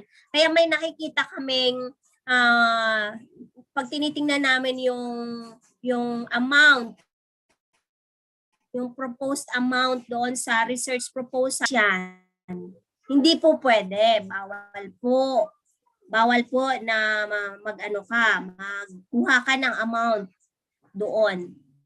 So wag ilalagay. And other service providers. Then utilities, bawal din. Office rental, and all overseas travel and all items. Overseas travel, lalabas ka ng ibang bansa, bawal. Kasi siyempre, nakalagay doon sa atin kanina, domestic lang ang pwedeng travel expenses. Oo, kung hanggang saan yung scope. All overseas travel and all items not included in the approved research proposal. So, hindi pwede yung overseas travel. Ownership and authorship of the research paper. The grantees will be the sole author of the research. Kung isa ka lang na author. Kung tatlo kayo author. However, the study funded under BERF, kapag binigyan ka ng amount, nag-grant ka ng amount na ganito ng BERF, sila ay magiging co-owned by the authors and DepEd. So hindi lang ikaw, halimbawa ikaw nagawa ka ng proposal, na-approve siya ng BERF, napunduhan siya ng BERF. Hindi lang ikaw ang magiging author niya. Co-owned, pagmamay-ari na siya ng DepEd din. Ikaw at ng DepEd din kasi yung BERF ang nagbigay sa iyo ng pundo. Written permission from the national and regional research committees is required if the research will be presented in research conferences. Halimbawa, ang ganda ng research mo, na-approve na siya ng region, so napunduhan siya ng BERF. Tapos mayroong conferences or forum, in-invite ka na ipakita mo yung iyong research. Pwede rin yon. Pero dapat humingi ka ng written permission from the national and regional research committees. Kailangan maggawa ka ng sulat na yun, or be published in research journals and bulletins. Also, in these presentations or publications, the researchers must duly acknowledge the funding sources for the study. Kailangan i-acknowledge mo saan ba galing ang pondo na ginamit mo sa iyong research. In the interim, researchers will refer to the DepEd Child Protection Policy or DepEd Order Number 40, Series 2012 as reference for interacting with learners.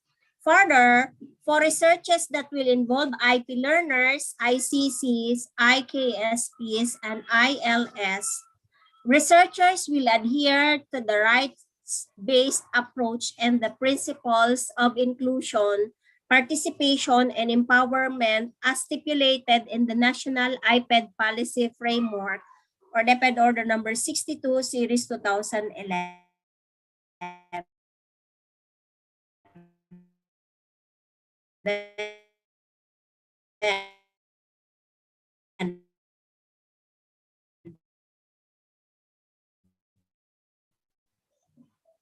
Should IT communities directly generated properly recognized research was undertaken as co-author and co-owner of the research.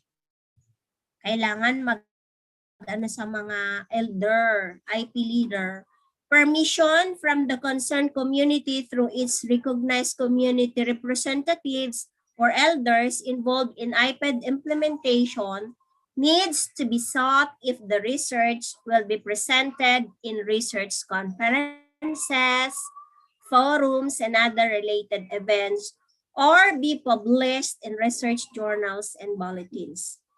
A copy of the study and subsequent publications featuring the study shall be given to the said community representative. Kaya kung halimbawa natapos na, na-approve na, pwede silang bigyan ng kopya yung ating mga elder kung kasama sila doon sa study.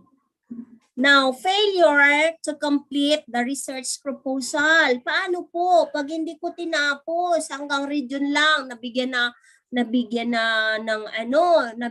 ako kunyari ng 150,000 kasi na-approve na, maganda ang research ko, division-wide. So 150,000 ang naibigay sa akin. Paano kung hindi ko natapos within 1 year? Or kung sa classroom, ay sa school naman, nabigyan na ako ng 30,000, tapos hindi ko natapos within 6 months. Anong mangyayari? In the event that the research proponents fail to complete and submit the deliverables, the research proponents will be required to return the total amount of the research grant he or she received during the course of the implementation. Ibig sabihin, ibabalik natin ang pera kung nabigyan tayo at nakatanggap tayo ng grant. Ayan. May tanong po kayo about research? Kung wala na po kayong tanong about research, now we are done. Punta na po tayo sa innovation. Let's move to innovation. Kung wala na pong tanong sa research. Okay. So, kung wala na po kayong tanong sa research, punta na po tayo sa innovation. So, what is innovation? Sabi natin kanina, research and innovation are inextricable or they are impossible to separate. Bakit? Innovations are products of quality research. Ano nga ba ang innovation? Innovation is the introduction of new. Ibig sabihin, mag-i-introduce tayo ng new ideas, goods, services, and practice which are intended to be useful.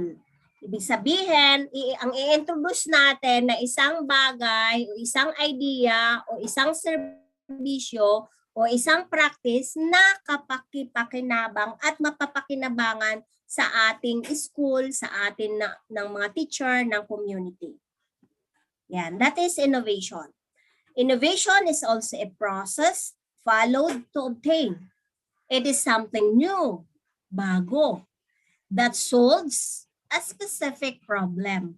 Kasi kung may problema, mayroong sulit, parang ano siya, is masosolve yung problema and can be utilized. Pwede siyang magamit.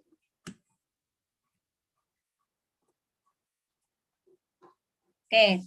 There is DepEd guidelines on conducting a project for innovation in school. Diba po, kapag ka nagpapromote, mayroon doong innovation. No? May mga innovation.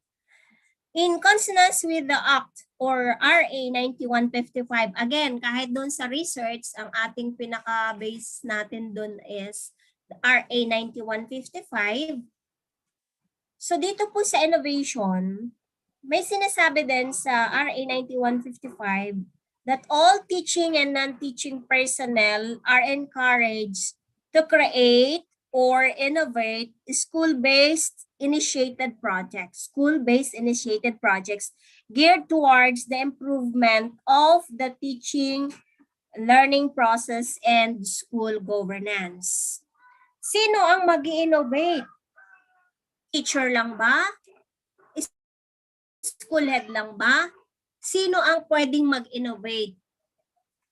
Ito po, lahat ng teachers, pwede siyang mag-innovate. Lahat ng master teachers, head teachers, pwede. Principals, pwede. And non-teaching personnel. So lahat tayo, pwede tayong mag-innovate. Pwede tayong magbigay ng innovation. Okay. Now, there is a project classification. If you could address gaps, kasi may mga problema, gaps, ibig sabihin mayroong gap no, doon sa division gaps, school gaps, yung ating mga performance. Okay? if it could address gaps on access, quality and relevance, or efficiency and governance or management of education service, such as increase in enrollment, pwede siyang pataasin yung enrollment, participation rate, reduce dropout, yan, failure rates, improve academic performance, and enhance learning environment, improve physical facilities. It could be a product of contextualization and indigenization. Pwede siyang ma-classify doon na innovation. Note, all project proposals related to DepEd's current projects and programs are not necessarily to be approved as innovation, for these are embodied in the SIP-AIP of the school. Halimbawa, ayan, pwede rin o, ito yung mga halimbawa ng ating innovation. Pera sa basura. Yan. Mga innovation yan, gagamitin ninyo kung para saan yan. Construction of school fence. Kung hindi naman siya galing sa MOE, o yan, galing siya sa pera sa basura, kinonstruct mo ng fence, footwalk, school gate, parks, water supply, hand washing facilities, playground amenities, contextualized instructional materials, at iba pa na mga innovations ninyo na pwedeng gawin, something new, basta hindi siya kasama ng MOE, pwede siyang maging innovation. But there is a DepEd guidelines on conducting a project for innovation in school. Una, the proposed project is aligned with DepEd trust and contributory to the attainment of the department's vision and mission. Kailangan yung i-innovate natin ay mayroon siyang naka-align siya sa ating vision at mission. Number 2, the proponent must present the reasons for the project and what needs or problems he or she wants to solve or address and innovate. Hindi lang basta gumagawa siya. Kailangan may purpose. Ano ang reason? Bakit gawin yon? Pangatlo, the proposed project must be qualified to benefit the learners and other school stakeholders. Kung sarili mo lang ang gagawin mong innovation, hindi yon innovation. Para lang yun sa sarili mo. Ang sabi dito sa guideline, kailangan ang gagawin nating innovation ay kapakipakinabang sa ating mga learners at iba pang stakeholders, kagaya ng kapakipakinabang din ba siya sa ating mga guro, kapakipakinabang ba siya sa ating mga kapwa school heads, kapakipakinabang ba siya sa ating mga magulang. Ayan. Number 4, the proposed project must have a realistic management plan and the resources needed to complete the project within a calendar year. Kailangan may realistic management plan. Yan, para matapos yung buong isang taon.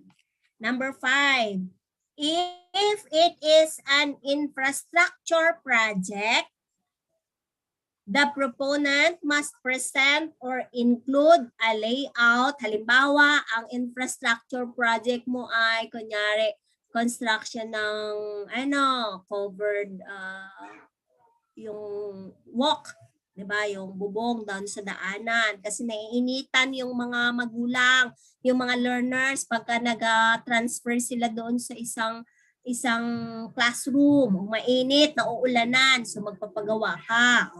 The proponent must present or include a layout or project design in his or her project proposal. Example, the establishment of solar panel, windmill, e-library. Ayan, pwede yan. So, kailangan mayroong layout or project design. Number 6, sources of fund to sustain the project must be in the form of donations. Ayan. Dapat pala donations lang. Income generating project, etc. It should not be taken from the school MOOE fund. Kapag ikaw ay nagpagawa, sabi mo, akin yan, innovation ko yan. Ginawa ko yan kasi naulanan yung mga yung mga kasama ko, ay dito yan, ginawa ko yan na kasama ko yan na ginawa dahil gusto kong mapagaan yung trabaho ng mga kapwa ko teacher. Saan galing yung pondo? Ay, inano yan, since ako naman ang school head, galing yan doon sa MOE. Mali.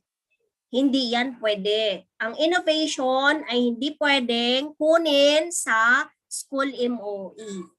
Yan. Maliwanag po. Number 7, solicitation is prohibited. Huwag kayo mag-solicit. Pag mag-innovate kayo, huwag mag-solicit. Pero pwede kayong maghanap ng donor, ng sponsor, donation. Minsan nakakatalo lang yan sa sa term. Diba? Sa term. Huwag nating gamitin yung yung solicitation kasi tayo daw ng mga school heads mga solicitor general. Oo. So, alisin na lang natin yung solicitation na term. Pwede siyang donation. Pwede tayong maghingi ng sponsor. Ayan. So, pwede kapag gaganan ha. Wag lang solicitation. Ano pa? Number 8. The proponent must show proof of donation. Yan. Kailangan may MOA or any evidence of the project sourcing. Pagka may may ginawa ka na kunyari na hingi ka ng sponsor, kunyari sa isang malaking kumpanya, kagaya sa amin sa Batarasa, yung RTN CBNC, kailangan may MOA na ipapakita ka. Number 9, when the project is already complete, the evaluators will monitor the project again and will issue an evaluation form showing that the project is already finished. The evaluation should be a requisite for the approval of the final report. Okay? Ano pa? Number 10. While the project is ongoing, the project evaluators will come and visit to monitor the status of implementation. Number 11, if the proponent will use the project proposal as innovation for promotion purposes, ito na, kasi malaki ang puntos ng innovation kapag ikaw ay nagpapapromote. That's 20%. 20 points. 20 points. Sa promotion kasi 20 points ang innovation. Lalo na sa master teacher, sa letter A, 20 points. So, if the proponent will use the project proposal as innovation for promotion purposes, acceptance of the project depends on the PSB or Personnel Selection Board. Pwede siyang tanggapi, ay depende sa Personnel Selection Board. Kung tatanggapin yung iyong innovation.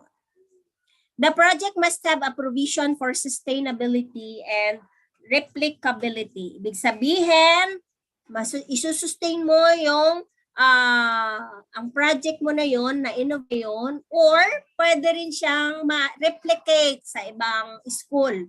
Kung halimbawa doon yan sa school mo ginawa, pwede ba yung i-replicate sa isa pang school? Ayan.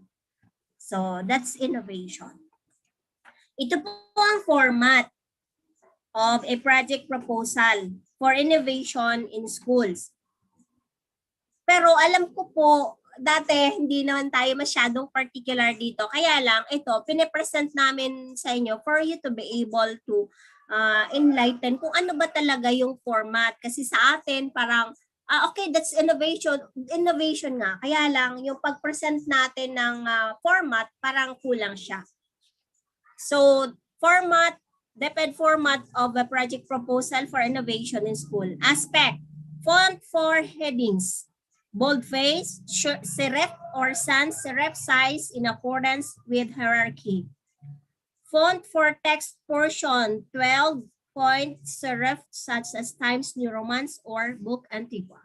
Margins layout, standard, at least 1 inch, 1 column, single-sided.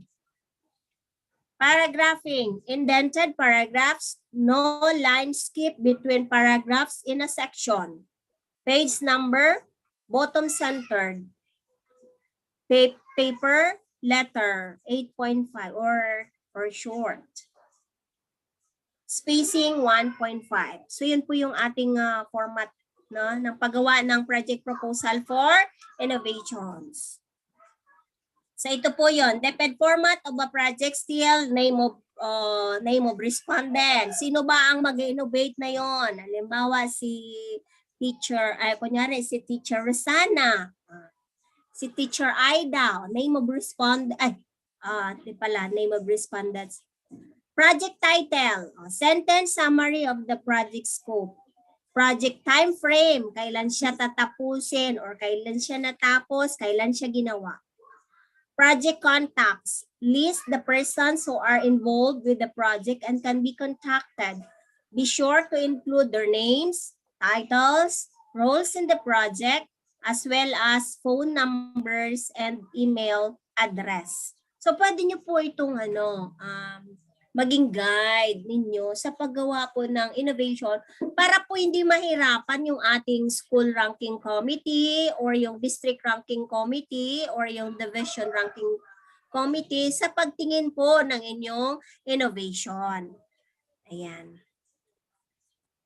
Number 2, Roman numeral 2, project summary. The goal of this section is to present the reasons for doing this project. Bakit mo nga gagawin yung project na yon? Bakit ka mag-innovate? As well as stating the project's objectives. In this section, in particular, it is essential to write concisely and clearly. Be able to answer the following questions. Why are you doing this project? What will you be doing? How will you be doing it? Who will be doing it? Where will it be done? How long will it take? How much will it cost? So dapat nakalagay yan doon sa iyong project summary. Okay, number 3. Project background.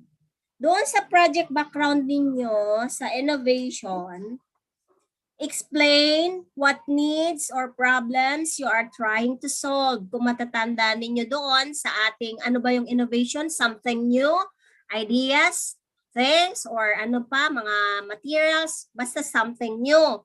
At there is a problem to be solved.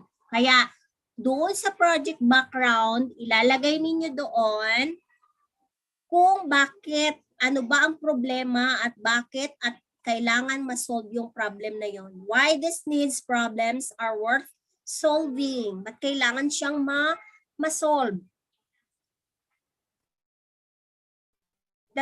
Kasi kung walang problema, tas ginawa mo lang, hindi siya innovation. You should also provide a brief setting and history behind the project. This section should be no more than a page. Ibig sabihin, mag-iksi lang siya doon sa project background. Include references to supporting documentation, such as project design or layout.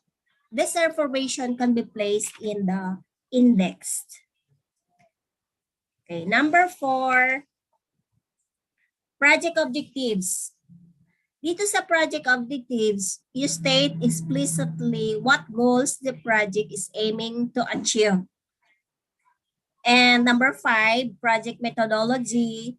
This section details the plan for how the project objectives will be achieved. It usually starts with the description of the overall approach. Ayan, doon sa project methodology. Ano yung makikita doon sa project methodology? A, work breakdown and task time estimates. You should create a detailed project schedule. Kailan mo ba siya magsisimulan? Kailan matatapos? Make a list of tasks that will be performed for this project. Make sure the list is complete enough and the task broken down. Yan, sa work breakdown and task time estimates. Then letter B, project deliverables. Make a list of the project deliverables. These are the products that will be delivered to the client at the end and throughout the project. Make sure to include a description of the deliverable. Then we have also project risk management. This section details the significant project risk and delineates the plans to alleviate or control them. Make sure to address each risk likelihood of occurring as well as its impact on the project and the school. For number 6, project cost. In this section, you will need to estimate the overall cost of the project. Kasama na dito ang project budget must be detailed. Ang sources, saan ba galing yung fund? Uulitin natin, ang fund ay hindi manggagaling sa school MOOE. Kapag ang fund na ginamit ay galing sa MOOE, that's not innovation.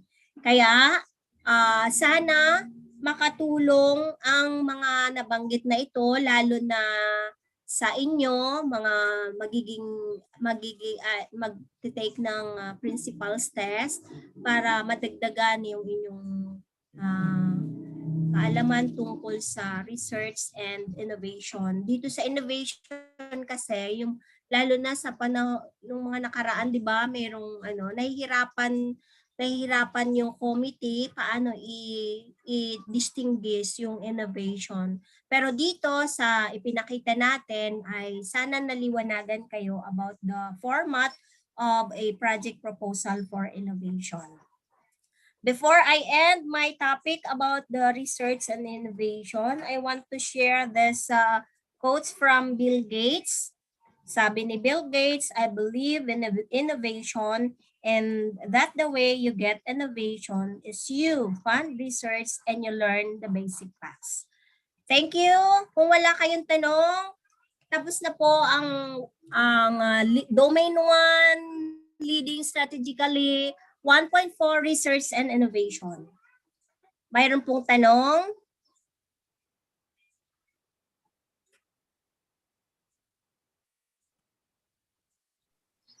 Thank you so much, Ma'am Edna. Meron po bang tanong from the participants po?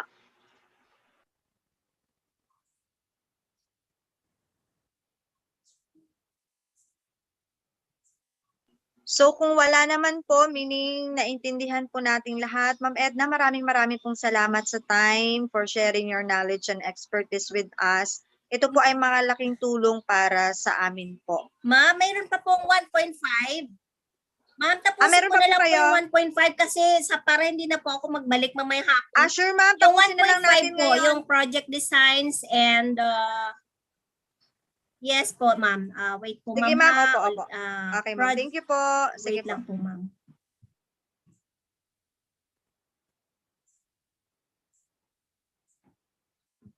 Tapusin ko na lang po yung 1.5 para tapos na po yung lahat yung Domain 1, Leading Strategically, mula sa 1 hanggang 7. Yung 1.5 lang. Sure ma'am, salamat po. Okay po.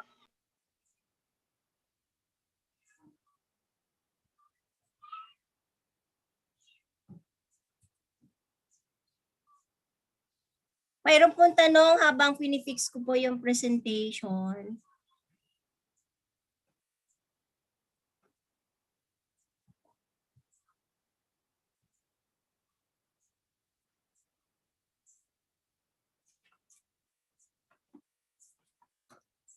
Domain 1, program design.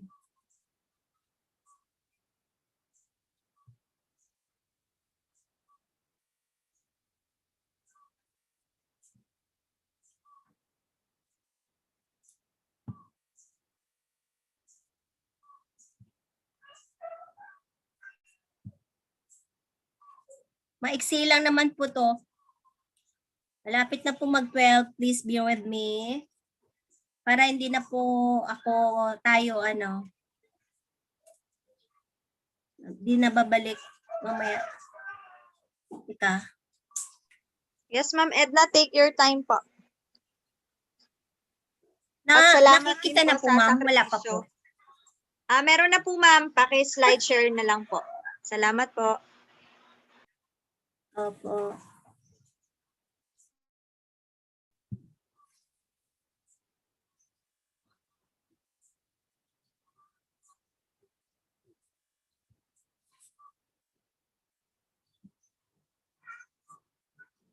Yan. Okay na po? Yan. Yes, ma'am. Okay na po. Thank you po. Thank you, Ma'am Marl. Thank you again for your patience. We are still in Domain 1, leading strategically. Alam natin na yung leading strategically encompasses the school head's commitment to a strategic course of action consistent with institutional goals towards maximizing organizational health. So dito na po tayo we are done with 1.4 research and innovation. We move to 1.5 program design and implementation. Program design and implementation, career stage 1, display understanding of the implementation of programs in the school that are supportive of the development of learners. And career stage 2, implement. Kailangan nung una, display understanding. Career stage 2, implement programs in the school that are supportive of the development of learners. Kailangan ipatupad natin, i-implement ang mga programs natin sa school. And career stage 3, design and implement needs-based programs in the school that are supportive of the development of learners. Career stage 4, lead and empower school personnel in designing and implementing needs-based programs in the school that are supportive of the development of learners. What is program design? Ano ba yung program design natin? Ano bang ibig sabihin niyan? Program design is the process that organizations use to develop a program. Kapag gagawa tayo ng program, gagamitin natin, ang ginagawa nating proseso, ang gagawin natin ay program design. Ideally, the process is collaborative, iterative, and tentative. Stakeholders work together to repeat, review, and refine a program until they believe it will consistently achieve its purpose.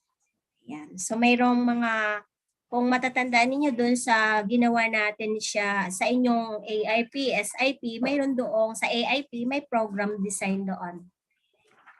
A program design is also the plan of action that results from that process. Ideally, the plan is developed to the point that others can implement the program in the same way and consistently achieve its purpose. The more energy, creativity, and hard work, the greater the chances that a program will succeed. Ang sabi dito, kapag, di ba kanina, dapat collaborative.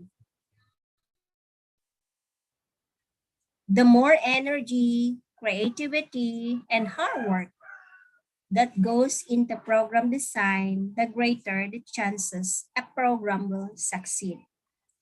Program design details how we plan to achieve our strategic goals, and performance management enables us to assess the extent to which our efforts are working and why. Yan. Bakit natin gagawin yon at paano? Ano ang kailangan natin? So tingnan natin, dapat you have data and learning. You also have goals and objectives. Then, magkakaroon ka ng yung program design and implementation. Kailangan i-implement mo kasi kahit mayroon kang data, mayroon kang learning, mayroon kang objective, mayroon kang goal, kung wala ka namang implementation, wala rin, hindi rin mangyayari. At tingnan natin kung may program, minsan dito tayo mahina, monitoring and evaluation. Diba po? Dapat mayroong monitoring and evaluation ang lahat ng program na ginagawa natin. Kasi pag hindi, paano natin malaman kung yun ba ay na-achieve ba natin ang ating goal? Kung na-implement ba natin ng tama? So dapat po may monitoring and evaluation. Developing project designs. If you remember in crafting our SIP na alam ko na marami sa inyo ay nakapag-craft na ng SIP. Diba po kasi school head, TIC, lahat ng school head, nagka-craft siya ng SIP. Developing project design is one of the steps that we must to follow. Once you've identified the PIA or the priority improvement areas in your school and the root causes, kung matatandaan ninyo yung processes in crafting our SIP, then pag naalaman na natin yung PIA at ano ba ang root causes nun, you formulated your solutions, and from that, you can develop your project designs. Hindi tayo makadevelop ng project designs kapag hindi natin alam kung saan tayo magsisimula. Ano ba ang problem natin?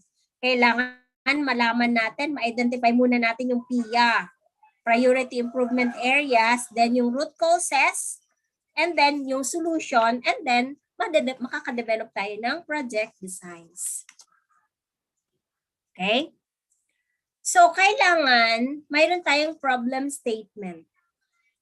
Itong problem statement na ito, the selected area of focus phrased as problem, yun na yung problem statement. Kung matatandaan ninyo, nakikita natin ito kapag ka tinitingnan natin kung ano yung PIA natin, saka yung focus natin doon sa, kasi marami tayong mga problems sa school. Tama? Marami talaga tayong problems sa school. Hindi na uubusan ng problems sa school. Pero dapat marunong tayong mag-prioritize ng problema natin. Yan. So, dito yon ilalagay natin sa problem statement. Then, we have the project objective statement. Yan. What you want to achieve and by how much.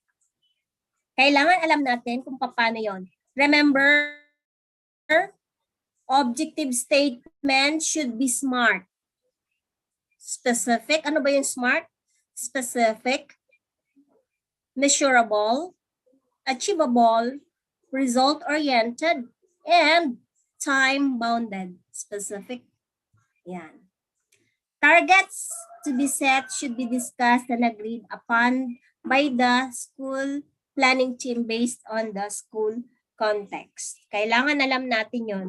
So, mayroon tayong problem statement, mayroon tayong project objective statement, and then activities. The activities you need to do to implement your solution. Remember po, one project design per solution. Hindi po pwede na, halimbawa marami tayong problema, tapos yung isang problema natin, yung isang solution doon sa problema natin, gagawa natin siya ng isang project design. Alam na ito ng mga school heads, pero nare-remind lang natin ano po na kailangan yon. And then output, the concrete tangible products that result from undertaking an activity. As a quick tip, remember that it's best to create one project design, no? Kailangan lang talaga one project design per solution so that the project team can realistically implement it. Kasi pag marami, magsagol-sagol na, nahihirapan na yung mga guro. Nahihirapan na yung team. Kahit man tayo, hindi na natin alam kung paano gawin, kung paano siya sisimulan pag marami, pag sagol-sagol. Kaya one project design per solution. Okay? The duration of a project will vary. Each project will be monitored at least twice by the school planning team, middle and end of implementation period. Doon sa atin sa school natin, no? Marami tayong mga project, kaya dapat minomonitor siya. Nasaan na ba itong project natin na to? Nasimulan na ba siya? Dapat twice a year, minomonitor natin. Monitoring date should be stated in the project work plan and budget matrix. Make the projects manageable to provide the team with immediate results which they can celebrate if it is successful or improve if did not meet the target. In cases where there are major projects that would need a long time to implement, the project team should subdivide this into smaller, more manageable projects. So dapat alam natin yan, no? Yung duration of project natin will vary depending on the timeline set for each identified PIA or yung priority improvement area. But it is important to make the projects manageable, to provide the team with immediate results, which they can, yun na nga, sabi natin, to celebrate kung successful at i-improve kung hindi ma-meet yung target. Each project will have to monitor. Tandaan natin kasi dapat minomonitor yung project sa pamamagitan ng team. Kasi pag hindi natin siya maalaman kung during the implementation period ba ay naging successful ba o hindi. Kailangan may monitoring. For school heads, teachers, and staff, note that your contribution in planning and implementing the SIP and AIP should be included in your RPMS. No, that in writing your CRA and objectives in the RPMS, make sure it is aligned with the objectives and targets of the SIP, AIP, and project design. Attach a copy of the project designs to the AIP so you can easily go back to it when you review the implementation of your AIP.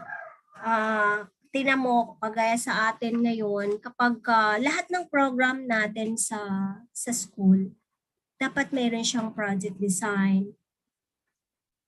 Kasi at nakalagay siya doon sa AIP. Kasi pag hindi, madi-disapprove siya. Hindi siya madaling gawin. Okay, ito yung format natin. Project title, you have problem statement, project objective statement, root cause or root causes, kung madami. Tapos, first column, activity, output, date of implementation, person responsible, budget, and budget source. Yan. Pwede itong i-fill out ng isang project team. Pero sa mga maliliit na school, minsan yung project team, pagka kukunti lang kasi yung school, kunti lang silang magtingin ng project, madaming project. Dapat ito ay gagawin ng project team. Develop a project design for the specific PIA by filling out ng template na ito. Kaya dapat master na natin ito kasi siyempre maraming problema sa school. Ang isang solusyon ay lalagyan natin ng ganito. Okay? So yun po yung project design and its implementation. At tandaan po natin na dapat yung problema natin ay hinahanapan natin ng solusyon. Pag nahanapan natin ng solusyon, gagawa natin siya ng program design. At tandaan natin na kapag may program design na tayo, i-implement natin siya. Kasi once na-implement natin siya, titingnan natin sa pamamagitan ng monitoring and evaluation kung na-achieve ba o hindi yung ating ginawang design. So, siguro ay bago ko i-end yung program design and implementation, I want to share this quote from Jeffrey Proffer. Successful organizations understand the importance of implementation, not just strategy, and moreover, recognize the crucial role of their people in this process. Okay, sabi pa ni Michael Abras, it's not the ideas, it's design, implementation, and hard work that make the difference. With this, I'd like to say thank you so much for your listening, for your patience sa aking topic in Domain 1, Leading Strategically, 1.4, Research and Innovation, and 1.5, Project Design and Implementation. Thank you so much. Do you have questions?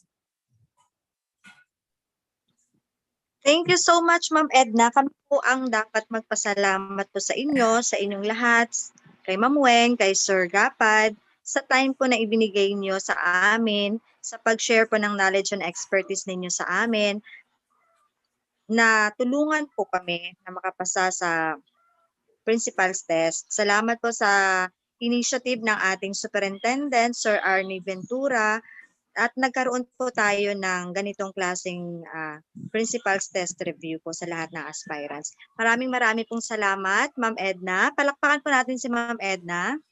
Thank you po and welcome. Good luck po sa inyong lahat. I wish makapasa po kayo lahat. Good luck. Thank you so much, Ma'am Edna. Thank you po. So, Ma'am Edna, hintayin ko na lang po ang inyong presentation, ma'am. Paki-email na lang po kasi ibibigay po natin sa mga participants. Thank you po. And now po, kasama po natin. Sinend ko Sir kay, Kevin. Kay Sir Kevin po sa Okay na Messenger. yun, ma'am. Apo. Salamat po, Ma'am Edna. Apo. So, at this juncture po, may we call on our Assistant Schools Division Superintendent, Officer in Charge, Office of the Schools Division Superintendent, Sir Arnie Ventura, to give us an inspirational message.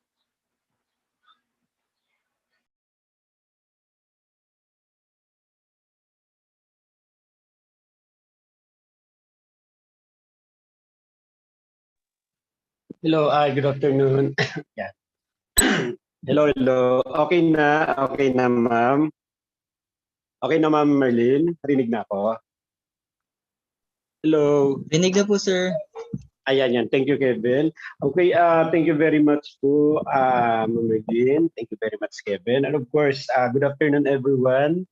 Okay, and of course, maraming salamat sa ating mga speakers this morning, Sir Gapad, Ma'am Weng, and Ma'am Edna. Maraming salamat po sa inyong mga insights na ibigay sa ating mga aspirants, mga aspiring principal. Okay, Na-review ko po ang result ng ating pre-test, part 1 and part 2. And impressive naman po yung result. Ano po impressive? Kasi marami ang naka more than 100%, naka more than 50% sa mga correct answers. In-identify po namin yung top 20. May list na po ko ng top 20 or top 50. Okay, ibig sabihin malaki po ang chance na makapasa sa principalship exam nung nakapasok sa top 50, particularly po dun sa part 2 ng ating exam. Okay, alam niyo po, gusto ko pong makapag-produce ang Division of Palawan. Gusto pong makapag-produce ng kasama sa top 10 sa buong Philippines. Ano? Okay, challenge po yun sa inyong lahat, most especially po dun sa naka-top 50 ang nakapasok sa top 10 or sa top 20.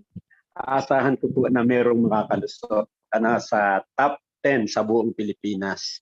Kasi yung pong gagawin nating review, sobra pong tagal nun. Kasi more than 10 days ang gagawin nating review. Kasi sa ating mga speakers, meron silang 5 days. Tapos sa akin po, meron tayong siguro mga 6 days na tiga half day. Kaya marami po kayong may input sa inyo. Weekly po magkakandak ako ng review. Depende po sa araw. Kasi depende po sa availability ng oras ko. Pero basta po weekly, magkukumit po ako sa inyo ng kalahating araw or 3 hours weekly para po sa ating review.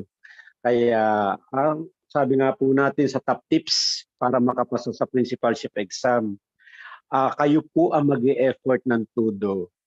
Kayo po mag-e-effort. Minsan nalulungkot po ako kasi sa pre-test po natin, ang kumuha ay more than 200 lamang. Ang nag-registered ay 320 or more than 300. Ang nakapag-submit ng exam ng pre-test ay more than 200. Pero naka-registered ay more than 400. Ano po, kakalungkot po kasi yung po mga hindi nag-submit ng pre-test, that is clear indication po na talagang kailangan pa natin ng disiplina. Ano po? Kasi once po tayo mag-commit, once po tayo may goal, once po tayo may gustong gawin, mag-e-extra effort po tayo, mag-e-extra time. I-set aside po muna natin yung ating mga trabaho, yung mga outing. Nakikita ko kasi nagpo-post yung iba, nagpo-post na sa outing, inuna ang outing kumpara sa review. O kaya na inuna ang paggagala kumpara sa review. Sana pag-review po tayo. Kasi once na hindi po natin prioritize, wag na po tayong mag-take ng exam. Kasi po sayang yung registration, sayang yung effort, sayang yung time na ibibigay nyo sa review kung hindi rin po tayo seryoso. Kaya po ang request ko po sa lahat, be serious po. Maging serious tayo sa pag-review. Sayang naman po kasi yung efforts ng ating 15 speakers. Sayang ang effort ni Sir Kevin, sayang effort ni Ma'am Merlin, and sayang din yung effort ng DepEd Palawan kung hindi nyo po siseryosohin. Kaya kung gusto nyo pong makapasa sa exam, magseryoso po tayo. Ano po? Magseryoso tayo sa pag-review.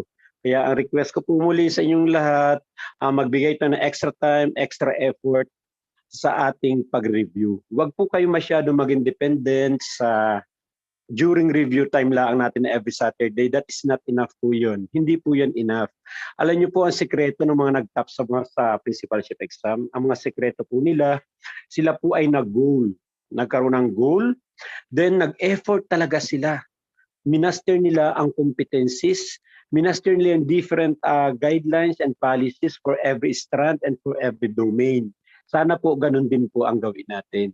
Yung pong ibinigay ng ating mga speakers, ano po yung mga ibinigay ng mga ating mga speakers, ay yung po ay kung tutuusin, kulang pa po yun. Kasi po kulang yung oras natin. Binigyan lang natin sila 2 to 3 hours para magbigay ng mga inputs for every strand. May 3 strand, may 2 strand for every speaker. Kaya po hindi po talaga maibibigay yun. Kaya this week, ang gagawin ko po sa review natin, i-enhance po natin yung mga, or dadagdagan natin yung mga materials na ibinigay nila. Meron na po kong outline, meron na po kong table of contents ng mga materials. Table of contents lang po yun for every strand na dapat nating ma-review. Kayo po ay magkakandak din ng sarili nyong research, pagre-research regarding po doon sa different policies and guidelines. Kasi po hindi po sapat yung maibibigay namin. Kaya magkaroon po kayo initiative na magbasa at mag-research pa rin ng other materials. Pero maraming po kayong materials na ibibigay sa inyo. Ibibigay na po siya kay Ma'am Merlin this coming Monday. Ibibigay ko na po siya, ina-arrange ko na lamang. And extra effort po tayo para sa pagre-review. Hangad ko po na kung 400 kayo, sana po at least 20% po ang makapasa or more than ang makapasa. Kasi po sobrang dami nating item. Nakakaano naman po, napasukan pa tayo ng taga-ibang division para makuha yung mga item position na yun. Ano po, sana yung po ay intended lang talaga para po sa taga-SDO Palawan. Kaya po muli ko pong inuulit, extra effort and extra time. And ibigay niyo po yung excellent or yung magkaroon ng excellence sa pagre-review. Ano po, kasi tayo lang po ang division na may ganitong initiative. Kaya samantalahin po natin. Ano po, kaya yun na lamang po, and sabi ko nga, huwag niyo kalimutan yung top tips para po tayo makapasa sa principalship exam. Wala pa po siyang specific date, pero 100% mag-a-administer ng principalship exam this second quarter po. Muli, maraming salamat kay Ate Edna, Ate Weng, and kay Sir Gapad sa pag-conduct ng first day ng review natin para sa mga different concepts and input sa mga policies and guidelines ng DepEd and other related materials and issues. Kay Ate Merlin, maraming salamat muli. Ano po, then kay Kevin, salamat. Sa inyo pong lahat, magandang araw po muli and God bless us all. Thank you. Thank you so much po, Sir Arnie. Marl? Yes po. May nabasa po ako from Ma'am Jenny Loren Chanes. May question po siya. Good nun po, ma'am. Pwede rin po ba na by group sa innovation? Pwede din po kasi may mga project po tayo na may ano po tayo proposal din na 'di ba may mga ginagawa kayong project na medyo malaki ang gastos or mahirap gawin ng mag-isa. Pwede din po na by group or by team or dalawa para sa research din po. Thank you. Yan lang po yung nakita kong question from Ma'am Jenny Loren. Thank you so much, everyone. Thank you, Ma'am Marl. Apo, thank you so much, Ma'am Edna. Thank you so much, Sir Arnie, for having with us today sa atin tong first day ng Principal's Test Review. Pinapaalala ko lang po sa lahat ng participants na same link lang po ang gagamitin natin every Saturday po. So next Saturday po, 8 AM ulit po, same link po, we will have our Dimension 2. Okay po, so antabay lang po kayo, magpo-post lang po ako kung kailan po ang review ng ating superintendent ni Sir Arnie. Basta weekdays po siya. So antabay lang po kayo sa post ko kung anong araw po siya. Yun pa din po ang link na ating gagamitin. Muli po maraming salamat po sa ating mga speakers. Salamat po ng marami sa inyong tulong po. God bless everyone.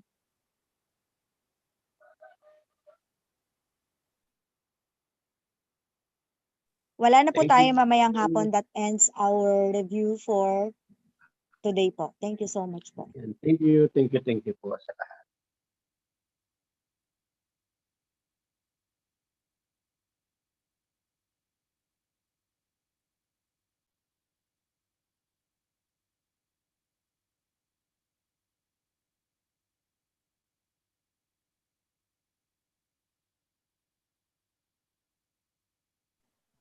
Paki-wait nyo na lang po sa inyong mga email. Ang mga presentations po, siguro by Monday po, mas start na ma-send ni Sir Kevin po. Thank you so much po.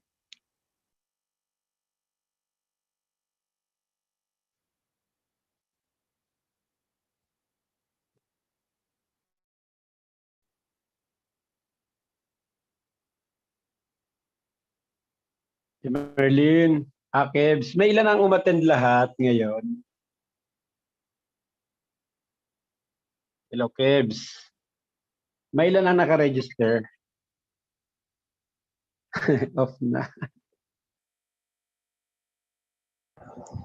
Kanina sir, nasa 257 po tayo na nakalink po dito sa ano po, sa atin pong online review po.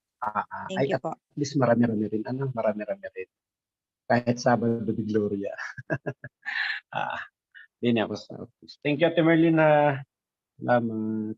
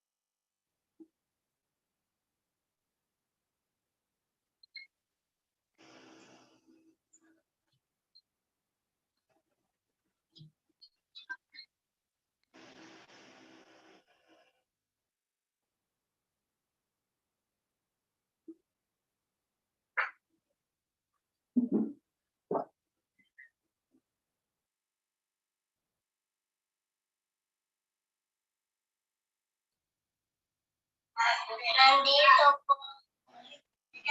Wala po.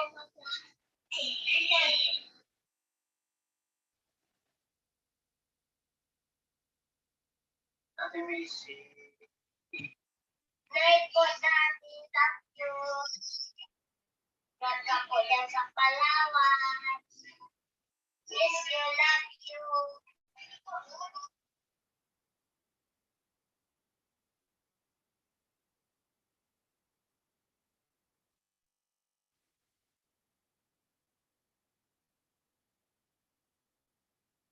Yes, you love you.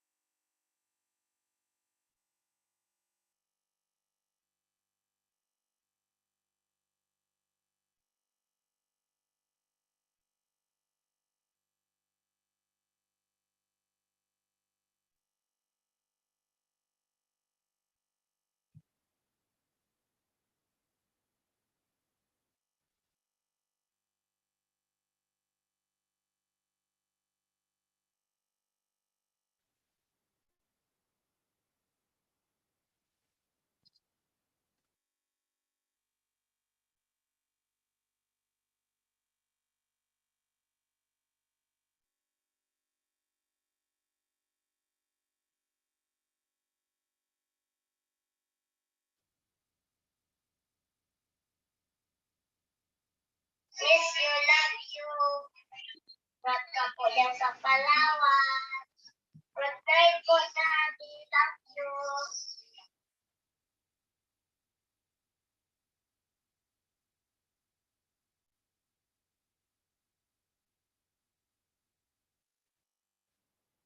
Nandito po. Wala po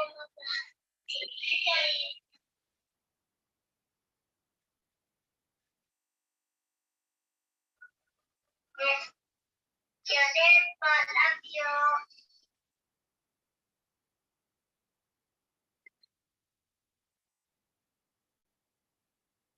Ah. Pa, wala.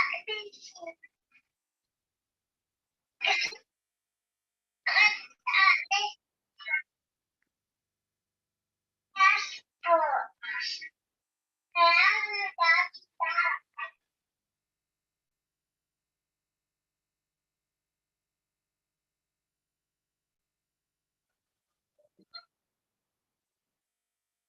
Pa, wala.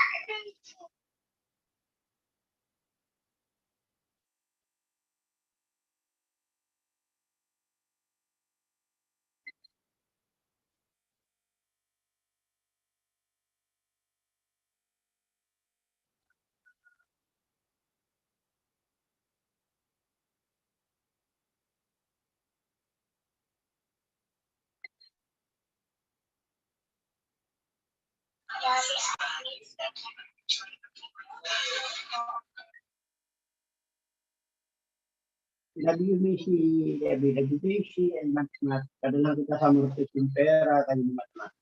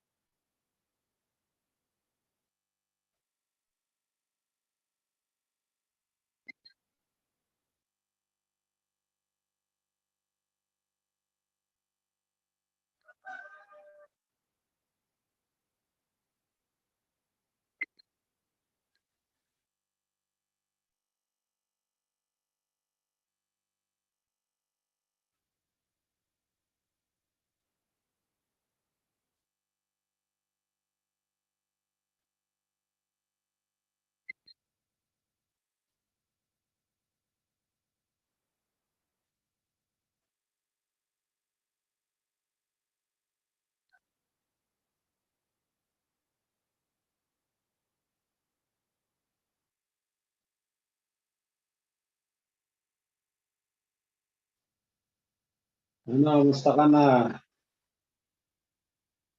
Musta na?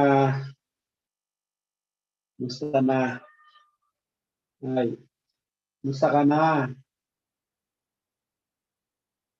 So, ayos din. Dire-diretso ako ng pag-STS.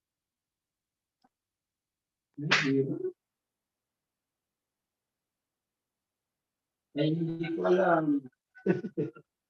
Siyempre, DepEd.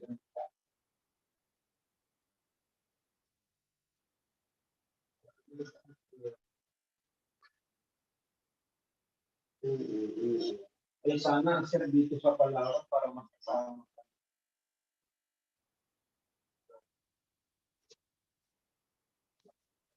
Ayan.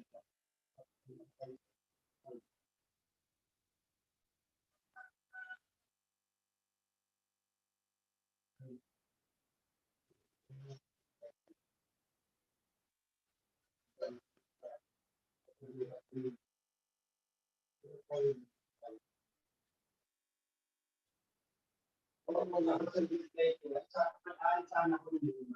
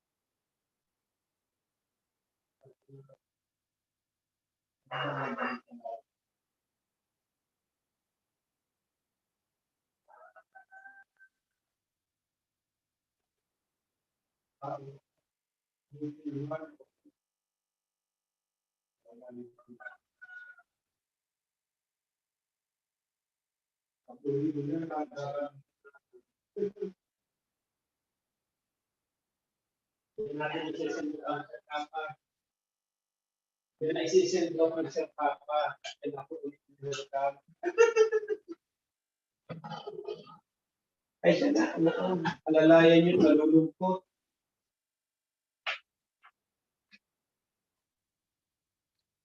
Oo.